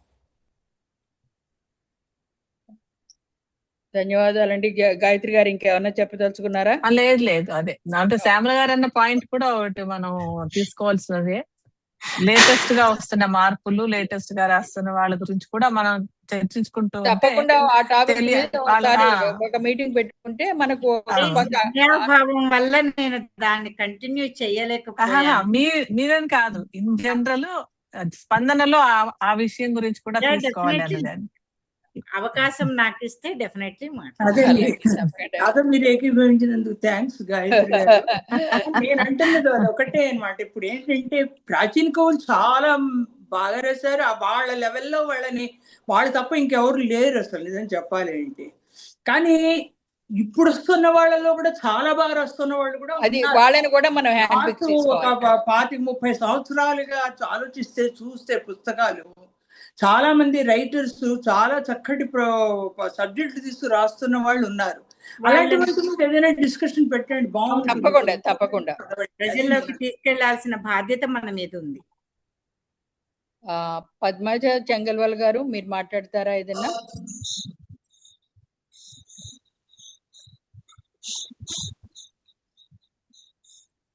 అందరికీ నమస్కారం అండి. జ్యోతిర్మయి గారు, మీ ప్రసంగం బాగుందని చెప్పాలి. కానీ ఇప్పుడు శ్యామల్ గారు చెప్పినట్టు కొన్ని పాయింట్స్ మీరు ప్రాచీన ఆధునిక సాహిత్యం అని చెప్పారు. Though I'm not an expert in సాహిత్యంలో కాదు, కానీ కొన్ని చెప్పదలుచుకున్నాను. అంటే మీరు చాలా చెప్పగలరు. రావు గారు చెప్పినట్టు మీరు చాలా అంశాలు స్పృశించగలరు. That is understood. మీకు ఇచ్చిన టైము చాలా తక్కువ. ఎందుకంటే ప్రసంగం 20 నిమిషాల్లో చెప్పడం అనేది చాలా చాలా ఆ ప్రాపర్ టైం కాదు. అది మన ఇంట్రడక్షన్ చెప్పుకోవాలి, ఆ సబ్జెక్ట్లోకి రావాలి, దాంతో అందరినీ ముందుకు తీసుకెళ్లాల్సిన టాపిక్స్ చాలా ఉంటాయి. సో అది మీరు ఇంకా మీకు టైం తక్కువ ఇచ్చారని నేనైతే చెప్పలేను. 20 minutes లో అట్లీస్ట్ మనకి అంటే ఒక యూజువల్ టైం అని ఉంటుంది మనకి. ఆ టైంలోనే మనం ఇవన్నీ మీరు గబగబా చెప్పాలంటే మీరు ప్రాచీనంలో నుంచి రావడమే కష్టం. 10 నిమిషాలు కూడా సరిపోదు. అంటే ఒక ½ an hour టైం కూడా సరిపోదు నిజంగా చెప్పాలంటే. ఈ టాపిక్ అట్లీస్ట్ 1 hour ఉంటే ఆవిడ కొంచెం ప్రిపరేషన్, ఇంట్రడక్షన్ నుంచి చివరి కంక్లూజన్ వరకు ఎలా అన్ని చాలా చెప్పారు. అనుకోండి పాయింట్స్ అంటే ఓన్లీ సూపర్ఫిషియల్ గా టచ్ చేశారు. టైం మీకు సరిపోలేదు. సో మీకు ఉంది చెప్పేంత కెపాసిటీ. రావు గారు చెప్పినట్టు మీరు చెప్పగలరు, మంచి కెపాసిటీ ఉంది, నాలెడ్జ్ ఉంది, సబ్జెక్ట్ ఉంది. బట్ అది ఇంకొంచెం మాకు మళ్ళీ మీరు ఇంకొంచెం ఎక్కువగా వచ్చి ఇన్ డీటెయిల్ గా మాకు చెప్పగలిగితే ఇంకా బాగుంటుంది. డెఫినెట్ గా అమ్మా, డెఫినెట్ గా నేను మీ దగ్గర నుంచి నేర్చుకుంటాను కూడా. ఏమైనా తప్పులు ఏమన్నా ఉంటే లేదండి, తప్పులని కాదు. అంటే మీ సబ్జెక్ట్ నాకు రాదు, నా సబ్జెక్ట్ ఎవరి ఎక్స్పర్టైజ్ వాళ్ళకి ఉంటుంది. అంటే మీరు ఇప్పుడు రావు గారు క్లియర్ గా పాయింట్స్ ఇచ్చారు. So that is where the expertise it comes. ఎక్కడెక్కడ పాయింట్స్ మీరు అంటే అవసరం వాళ్ళు చెప్పగలరని తెలుసుకోవడం కూడా ఒక ఎక్స్పర్టైజే. మీరు చెప్పగలరు, కానీ ఆ ఎక్స్పర్టైజ్ ని మీరు ఎంతవరకు మీరు ఏ దారిలో వెళ్ళగలరు, ఎక్కడెక్కడ ఏమేమి పాయింట్స్, ఇవన్నీ పాయింట్స్ ఉంటాయి. శ్యామల్ గారు అవన్నీ కూడా అదే మనకు ఒక మెంటల్ మెచ్యూరిటీ కానీ, ఒక ఏజ్ లో వచ్చే మెచ్యూరిటీ కావచ్చు, సబ్జెక్ట్ లో ఉన్నటువంటి కమాండ్ కావచ్చు, ఇవన్నీ మీకు కొన్ని పాయింట్స్ తప్పకుండా లీడ్ చేస్తాయి. సో మీరు చెప్పగలరు. అంటే మీకు అదొక పెద్ద ఓషన్ సాహిత్యంలో మన ఎవ్వరూ నేనైతే కాదు, I'm not expert in it.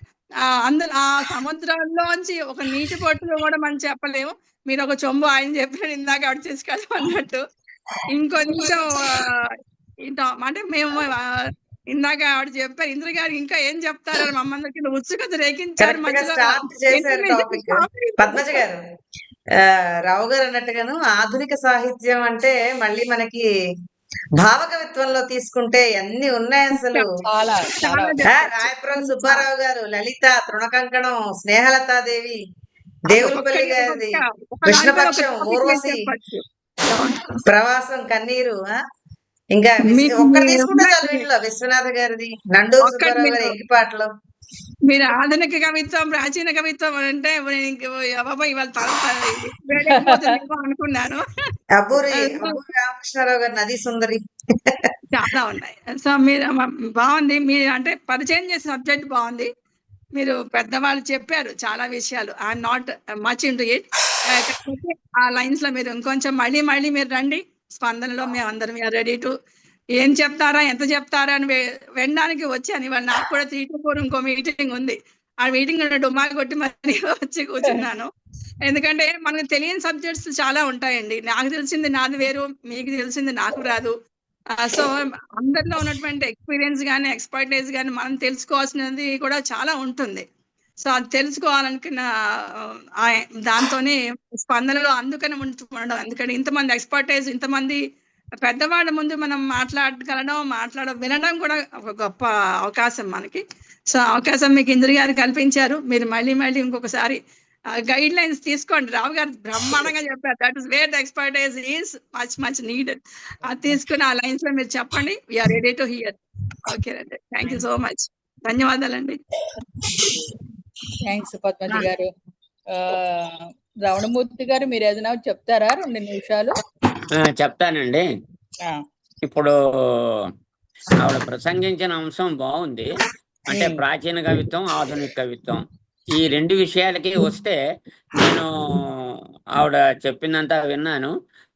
అయితే ఒక కవి ఆ రోజుల్లో వాళ్ళు చూసింది ఏ విధంగా వర్ణించారు, ఇప్పుడు ఆధునిక కవులు ఏ విధంగా వర్ణించారు అన్న విషయానికి వస్తే, ఇప్పుడు మనకి తెనాలి రామలింగ కవి పాండురంగ మహత్యంలో ఆయన తుంగభద్ర నదిని వర్ణిస్తూ పంపా తరంగరింఖిణి అని చెప్పి ఆ నదిని వర్ణిస్తాడు. ఆ నది అందాన్ని చూసి సముద్రుడు అనుకుంటాట, ఇంత అందమైన తుంగభద్ర నది నాతో కలవకుండా అటు కృష్ణా నదితో కలిసిందే, ఆవిడ కానీ నాతో కలిసి ఉంటే నేను యమున, గంగా వీటన్నిటిని మరిచిపోదును అని అంటాట. అంటే ఆ రోజుల్లో ఆ కవి అప్పుడున్న పరిస్థితులను చూసి తుంగభద్రని వర్ణించాడు. ఇప్పుడు ఆధునిక కవుల విషయానికి వస్తే, ఇప్పుడు ఆధునిక కవులు వీటిని ఎలా చూస్తున్నారు అంటే, ఒకనాడు మనిషికి నాగరికత ఇచ్చిన ఈ నదుల్ని మనం ఇప్పుడు ఎలా పాడు చేస్తున్నామో అన్న విషయం మీద ఇప్పుడు ఆధునిక కవులు చూస్తున్నారు.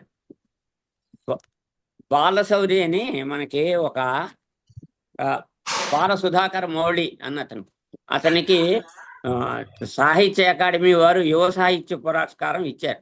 ఆయన చంపావతి నది గురించి రాస్తూ, నది మీద ఒక పిట్ట ఎగురుతుందంటే ఇంకా నది బతికున్నట్టుగా లెక్క. నది నిశ్శబ్దంగా ప్రవహిస్తున్నంత కాలం దానికి మన అవసరాలు మాత్రమే తెలుసు, అంటే అది మనకి ఎంత క్యాటర్ చేస్తున్నదో దానికి తెలుసు. కానీ నది ఎండిపోతున్నప్పుడు మన స్వార్థాల అసలు రంగులు బయటపడతాయి. అంటే అటువంటి నది ఎండిపోతున్నప్పుడు మనం దాన్ని ఏం పట్టించుకోవట్లేదు, అది నాశనం అయిపోతే పోనీ అని. అంటే ఆనాడు ప్రాచీన కవులు నదిని ఒక రకంగా చూస్తే, ఈనాడు ఉన్న పరిస్థితులను బట్టి ఈ నది ఎలా చేస్తున్నాడు.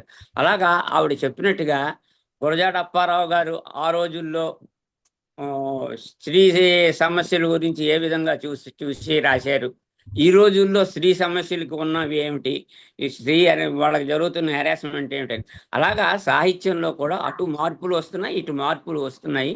ఈ అంశం చాలా మంచి అంశం తీసుకున్నారు. సమయం తక్కువ అవడం వల్ల ఆవిడ పూర్తిగా దానికి న్యాయం చేయడానికి ఇబ్బంది అయింది ఆయనకి, కానీ అంశం బాగుంది. ఇది నా అభిప్రాయం. బాగుందండి. ఇంకా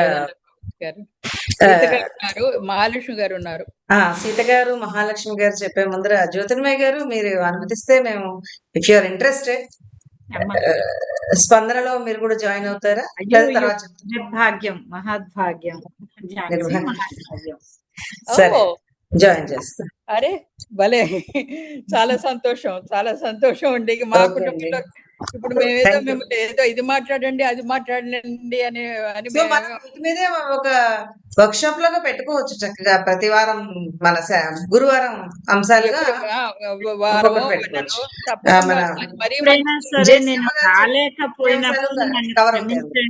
మాక్సిమం మనసా వాచా కర్మణ నేను మాటిస్తున్నాను. నేను మీ సభ్యురాలుగా కొనసాగుతుంటాను, మీతో షేర్ చేసుకుంటాను. చాలా సంతోషం అండి, ఇది చాలా సంతోషం. నాకు ఆశ్చర్యం, సంభ్రమం, ఏం మాట్లాడాలో కూడా తెలీదు. ఇప్పటిదాకా రావు గారు నేను ఇంకా అడుగుదామా, ఏదో నువ్వు పంపులో నీళ్లు ఆగిపోయాయా ఏం చేద్దాం అనే ఆలోచనలో మీరు మంచి పరిష్కారం కనిపించారు. Jhansi, thank you. నీకు ఇంకా అసలు అడిగే వచ్చి నువ్వు లేదు ఈవిడ TV9 అండ్ వీటిలో కూడా చేశారు. I know her calibre, but interested గా ఉంటే తప్ప వీటిలో మనం ఏం చేయలేం. సమయం కూడా ఉండాలి కదా, అందుకనే ఏ మాత్రం వినిగి వచ్చినా మాకు సంతోషం. స్పందనతో ఇక కొత్త రక్తంతో ముందుకు వెళ్ళాలి. వీరి సూచనలు, ముఖ్యంగా జయశ్యామల్ గారు చెప్పిన సూచనలు పాటిస్తూ నెక్స్ట్ గురువారం నుంచి మనం కొత్త అంశాలను చేర్చుకుందాం, చర్చించుకోవడానికి మనం పెట్టుకుందాం. ధన్యవాదాలు జ్యోతిర్మయ్య గారు, చాలా సంతోషం స్పందన కుటుంబంలోకి వచ్చినందుకు. ఇప్పుడే ఝాన్సీ మన కుటుంబంలో యాడ్ చేయండి. సునీత గారిని యాడ్ చేస్తాను. ఈవిడ దగ్గర 2-3 నెంబర్లు ఉన్నాయి, ఏం చేయమంటారు చేస్తాను. చాలా సంతోషం తల్లి. భావం వల్ల నేను రాలేకపోతే నన్ను మనస్ఫూర్తిగా క్షమించండి. నేను 99% 100% నేను మీతో నా భావాల్ని పంచుకోవాలనే ప్రయత్నిస్తున్నాను. అలాగేనండి. అందరూ ఇప్పుడు మా దానిలో ఇప్పుడు అందరూ కూడా 50% అందరూ కూడా ఉద్యోగం చేసిన వాళ్ళు ఉన్నారు. ఇప్పుడు అందరూ కూడా అనివార్య కారణాల వల్ల ఈ టైంలో పెట్టడం అనేది మాకు కన్వీనియంట్. మెజారిటీ 3 to 5 సండే సేనా ద్వారాలు పడదు కాబట్టి చాలా మంది రాలేకపోతారు. అందుకే రికార్డింగ్ పెట్టి వాళ్ళందరికీ కూడా చేరుద్దామనే ఉద్దేశంతోనే ఝాన్సీ గారు రికార్డ్ చేస్తారు. అది కూడా మేము మా గ్రూప్ లో పెడతాము. మరి ఏం పర్వాలేదు, మీరు ఎప్పుడు వీలుగా ఉంటే అప్పుడు మీరు మీ స్పందన కాకపోతే డైరెక్ట్ గా వచ్చేవి కొన్నే ఉంటాయి ప్రోగ్రామ్స్ మనకి ఇలాగా. అదే కూడా గ్రూప్ అన్ని కూడా వాట్సాప్ లో పోస్ట్ గ్రూప్ లో బయటగానే ఉంటుంది. ఇలాంటి సమావేశాలు వీలైనంత వరకు మనం అందరికి సమకూలమైనటువంటి సమయం పడినప్పుడు నెలకోసారి ఎప్పుడో మనం పెట్టుకుందాం. అలాంటి సమావేశాలు చర్చించుకుంటే మనకు కూడా కొన్ని ఐడియాస్ వస్తాయి. వాట్సాప్ లో మనకు కంటిన్యూ అవ్వచ్చు.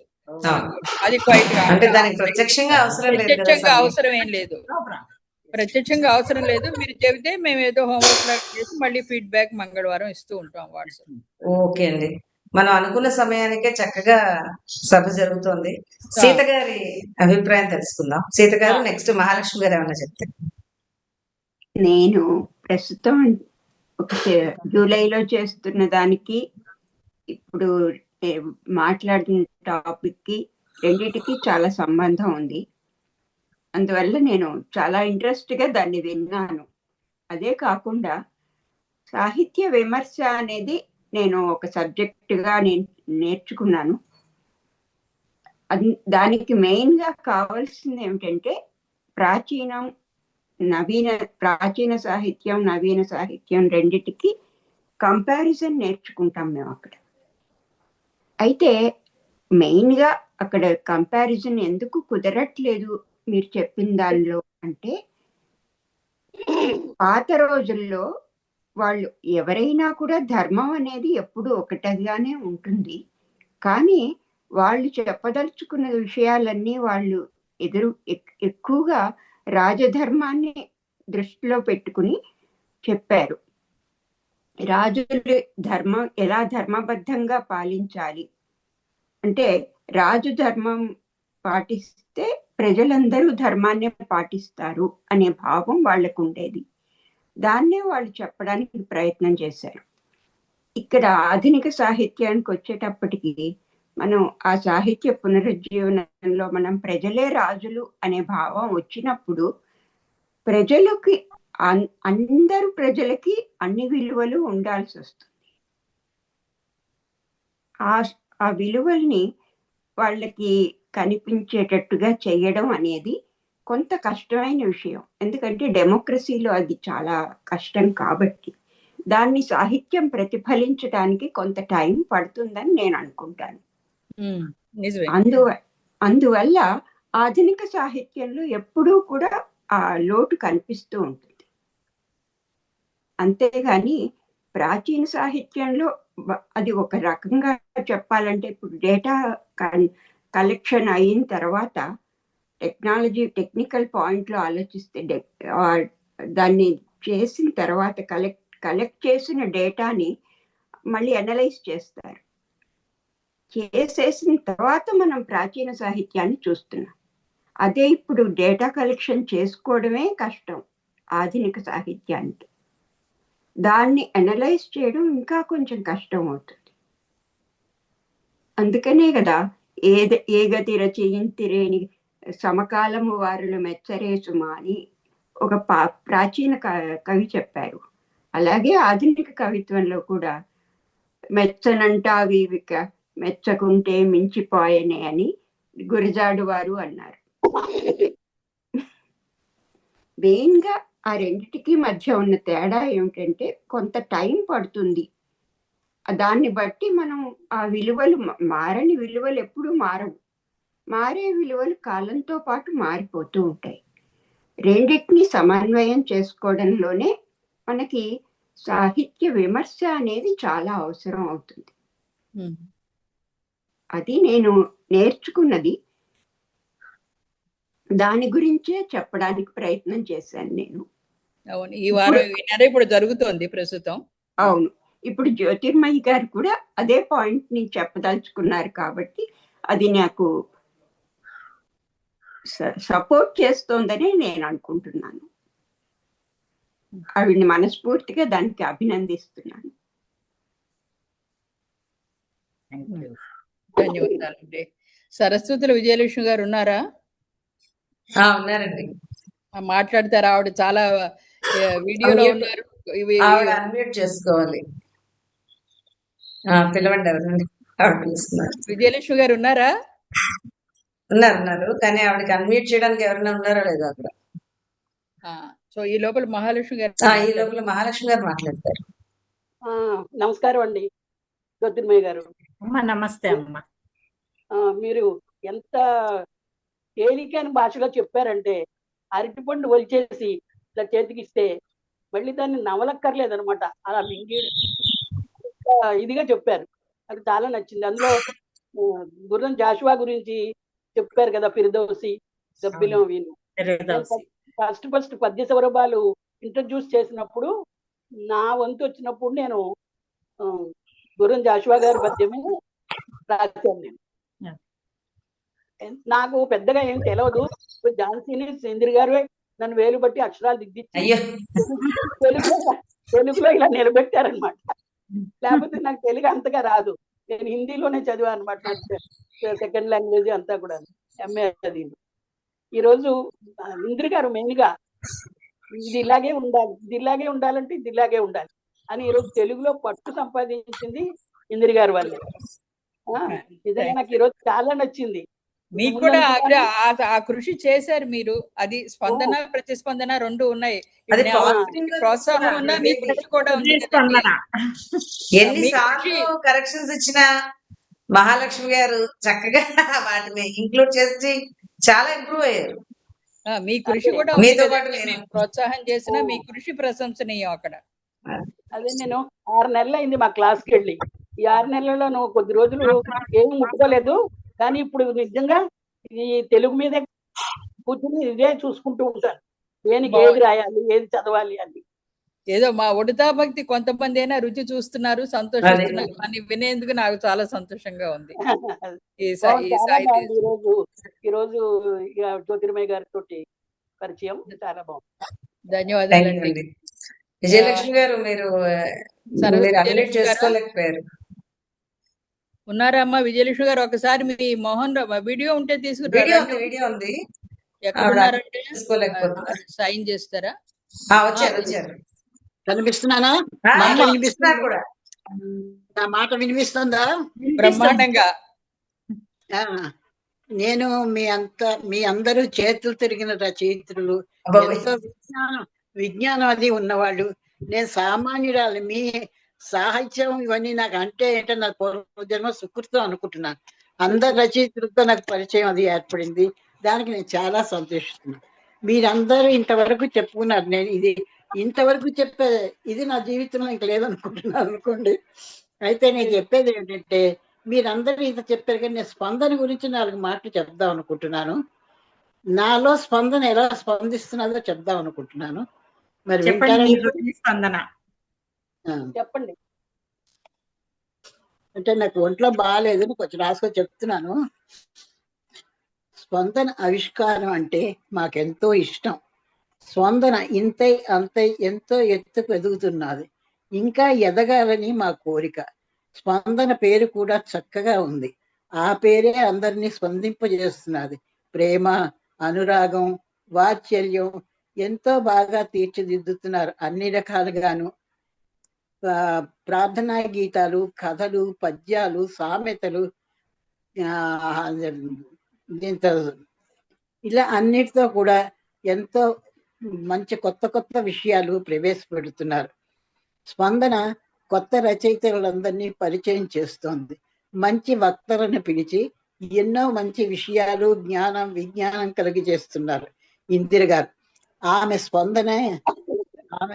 స్పందనే కాదు, ప్రతి పాఠకుల్ని తీర్చిదిద్దుతున్నారు. నా ఉద్దేశంలో ప్రతి వారి మనసులోనూ స్పందన పేరు వేస్తున్నారు. షేర్ రేపు రుచులు ఉగాది పచ్చడి షడ్రుచుల్లాగా దీనిలో కూడా కథలు, కవితలు, పాఠాలు, కథలు ఇవన్నీ వస్తున్నాయి. షడ్ కళల రుచులు మాకు రుచి చూపిస్తున్నారు. స్పందన కలిగిస్తుంది. నేను రాయాలి, స్పందనలో నా నెంబర్ కావాలి, నేను ఆ పుస్తకంలో నా పేరు ఉండాలి అని ప్రతి వాళ్ళలో స్పందన కదిపి కదిపి మరీ చెప్తున్నట్టున్నది. నాకు మాట్లాడాలంటే చాలా భయం. నేను ఎప్పుడు ఇందిర గారు మాట్లాడమన్నా నేను మాట్లాడలేను అని చెప్తూ ఉండేదాన్ని. అలాంటిది ఈనాడు స్పందనలో నువ్వెందుకు మాట్లాడలేవు, నువ్వు కూడా మాట్లాడు, నీ మాట నీకు వచ్చిరాని మాటలు అందరూ వింటారులే పర్వాలేదని స్పందన స్పందింపజేసింది నన్ను. అందుకని నాకు తోచింది రాస్తున్నాను. నాకు ఫస్ట్ సన్మానం అంటే బాంబేలోనే జరిగింది. ఇందిర గారు కూడా వచ్చారు ఆ సన్మానానికి. దానికేమో ఆవిడ జయశ్యామల గారు నన్ను సన్మానించారు. 100 కవితల పుస్తకంలో నా కవిత కూడా పడింది. అప్పుడేమో అందరినీ రచయితలని అందరినీ కలియడం కూడా అయింది. ఇందిర గారు కూడా వాళ్ళ ఇంటికి పిలిచి కూడా సొంతంగా షాలు కప్పారు. కానీ నా జీవితంలో ఇవి మర్చిపోలేను. మీ అందరి యొక్క దీనివల్ల నేను ఇలా వింటూ ఆనందిస్తాను. మీరందరూ చేయదిగితే అంటే నేను అంత దాని కాదు, నేను ఇంకా పలకా బలపం పట్టుకునే ఉన్నాను. ఆ పలకా బలపం విడిచిపెట్టలేను, మీ ఎత్తుకి నేను ఎదగను లేను. అందుకే ఈ సంతోషాలు, నా అభినందనలు, ఆశీర్వచనాలు మీకు అంతా ఉంటాయి. మీరందరూ పెద్ద పెద్ద వాళ్ళు, వయసులో కష్టమండి, రాతల్లోని చేతల్లోని నేను ఇంకా పలకా బలపంతోనే ఉన్నాను. అందుకని నా తప్పులున్నా మన్నించాలని నేను కోరుకుంటున్నా. స్పందన అంటే నాకు ఎంతో ఇష్టం అనమాట. 18 ఏళ్ళు వచ్చాయి, ఇంకా కొత్త కొత్త రుచులు చూపిస్తుందని అనుకుంటూ ఉంటాను. చాలా సంతోషం అమ్మా. మీ ఆశీర్వచనం మా అందరికీ ఉంది. చాలా సంతోషం, ఆశీర్వదించారు. చాలా సంతోషం. మీ అందరికీ మీరు ఆ పలకా బలపం పట్టుకుంటే మేము ఇంకా అది దిద్దలేదు. అత్త తాత అంటున్నాం అంతే. తప్పుడు అడుగులు వేస్తున్నాం. ఇంకా చెయ్యి తిరిగిన వాళ్ళు ఉన్నారు. చెయ్యి తిరిగి తిరిగి ఇలా వంకరైపోయింది.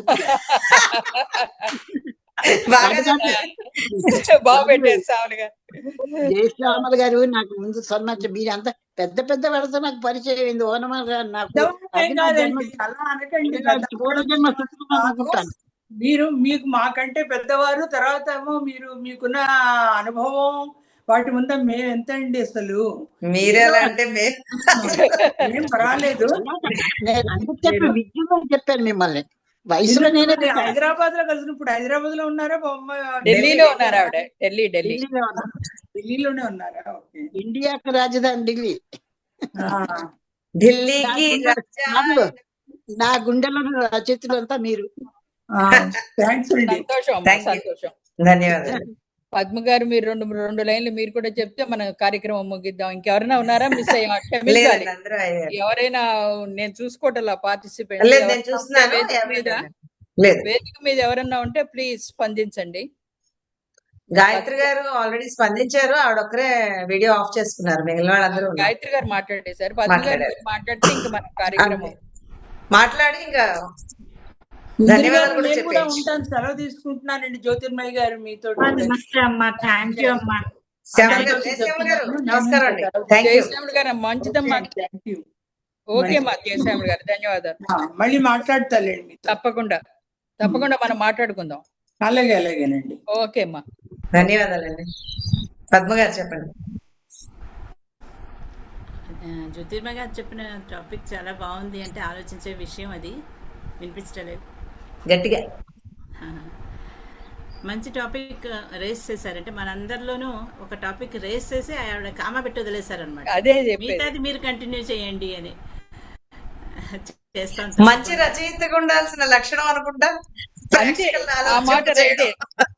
అలా ఉత్సుకతను రేపించేసి అలా ఆశల్లో వదిలేశారు మమ్మల్ని. సో మనం లేదు, నాకు 40 నిమిషాల నుంచి 20 నిమిషాలకు పర్వాలేదు. మీరు ఇప్పుడు వచ్చారు కదా. పద్మగారిని అందరికీ స్పందనలు చెప్పిన స్పందనలు అన్ని విన్నాము. మా స్పందనలు తెలియజేసుకుందాం మనం. మళ్ళా ఇందిర గారు చెప్పినట్టు మనం ఇంకొకసారి వేదిక చేసుకుని ముఖాముఖి మన అభిప్రాయాలు చెప్పుకోవడం బాగుంటుందేమో. చూద్దాం మన వీలుని బట్టి, అందరి వీలుని బట్టి ఇంకోసారి తప్పకుండా. కలుసుకుని చేసుకుందాం. ధన్యవాదాలండి. ఓకే, మరి అంతేనా ఈనాటి మరి? కార్యక్రమానికి విచ్చేసి విజయవంతం చేసినందుకు మొదట జ్యోతిర్మయ్య గారికి, రావు గారికి, జయశ్యామల గారికి, విజయలక్ష్మి గారికి, సీత గారికి, పేరు పేరున మహాలక్ష్మి గారు, పద్మ గారు అందరికీ కూడా ధన్యవాదాలు స్పందన తరపున. నిజంగానే చాలా చక్కగా జరిగింది కార్యక్రమం. అందరూ కూడా స్పందించారు. అందరికీ పద్మజ ధన్యవాదాలు. గారికి, పద్మజ చెంగల్వాల్ గారు ఎవరి పేరు పద్మజా చెంగల గారు వచ్చి మీ స్పందన కూడా తెలియజేశారు. చాలా బాగుంది. థ్యాంక్ యూ అండి. ఓకే సో అండి. నమస్కారం. ఇక చివరి అంకానికి వచ్చేసాం కదా, ఆ, నేను ఇంకా ముగించొచ్చా మీ అనుమతితోటి? ఇది ఇంకెవరైనా ఏదైనా చెప్పేది ఉంటే ముగించేద్దాం. అందరూ చెప్పేసినట్టున్నారు కదా. చెప్పేసినట్టున్నా. ఓకే అండి. అయితే జై హింద్. ధన్యవాదాలండి. జై హింద్. ధన్యవాదాలు. Thank you.